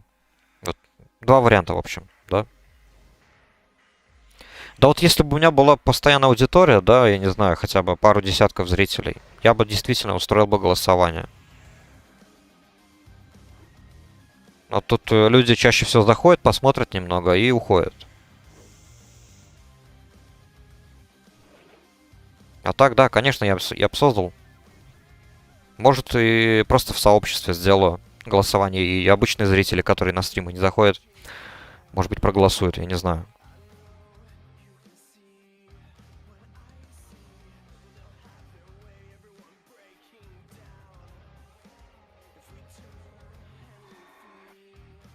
А так, в общем, да. Два варианта пока что у меня. Это друид и хант. Насчет приста еще, ну, такое. С пристом просто часто придется отпиваться.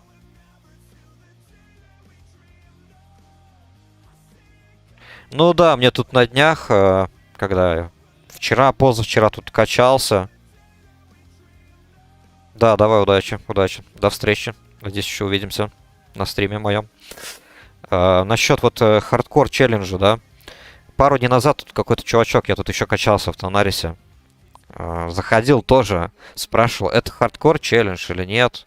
Ну, я ему сказал то же самое практически, что и вот вам сейчас тут говорил.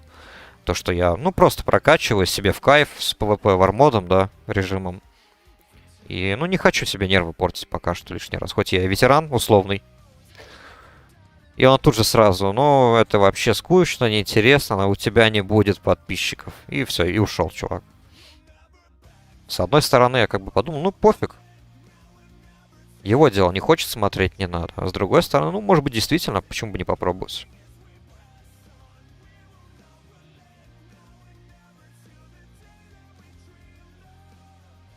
Я, может быть, не знаю, либо сегодня сделаю у себя в сообществе голосование, либо на выходных. Ну, может быть, сегодня сейчас вот закончу стрим и запилю что-нибудь. Поставлю там, ну, может быть, не только друида и охотника, а может быть, еще приста поставлю на голосование. И тогда уже посмотрим, сколько там вообще голосов будет. И тогда стартанем. Докачаю паладина, если хватит сил. Если нет, тогда уже стартану хардкор челлендж уже чисто уже из интереса. Как-то так. Так, ну что ж. Сегодня-то, наверное, все. Пойду отдыхать. Жаль, конечно, что я все-таки не сумел выбить тот меч. Второй раз его увидел в подземелье. Предыдущий раз 2 меча было, но не получилось. Ладно. Да, да, удачи. Приходи еще на стрим. Буду рад. И пообщаться. Тоже. Спасибо за просмотр.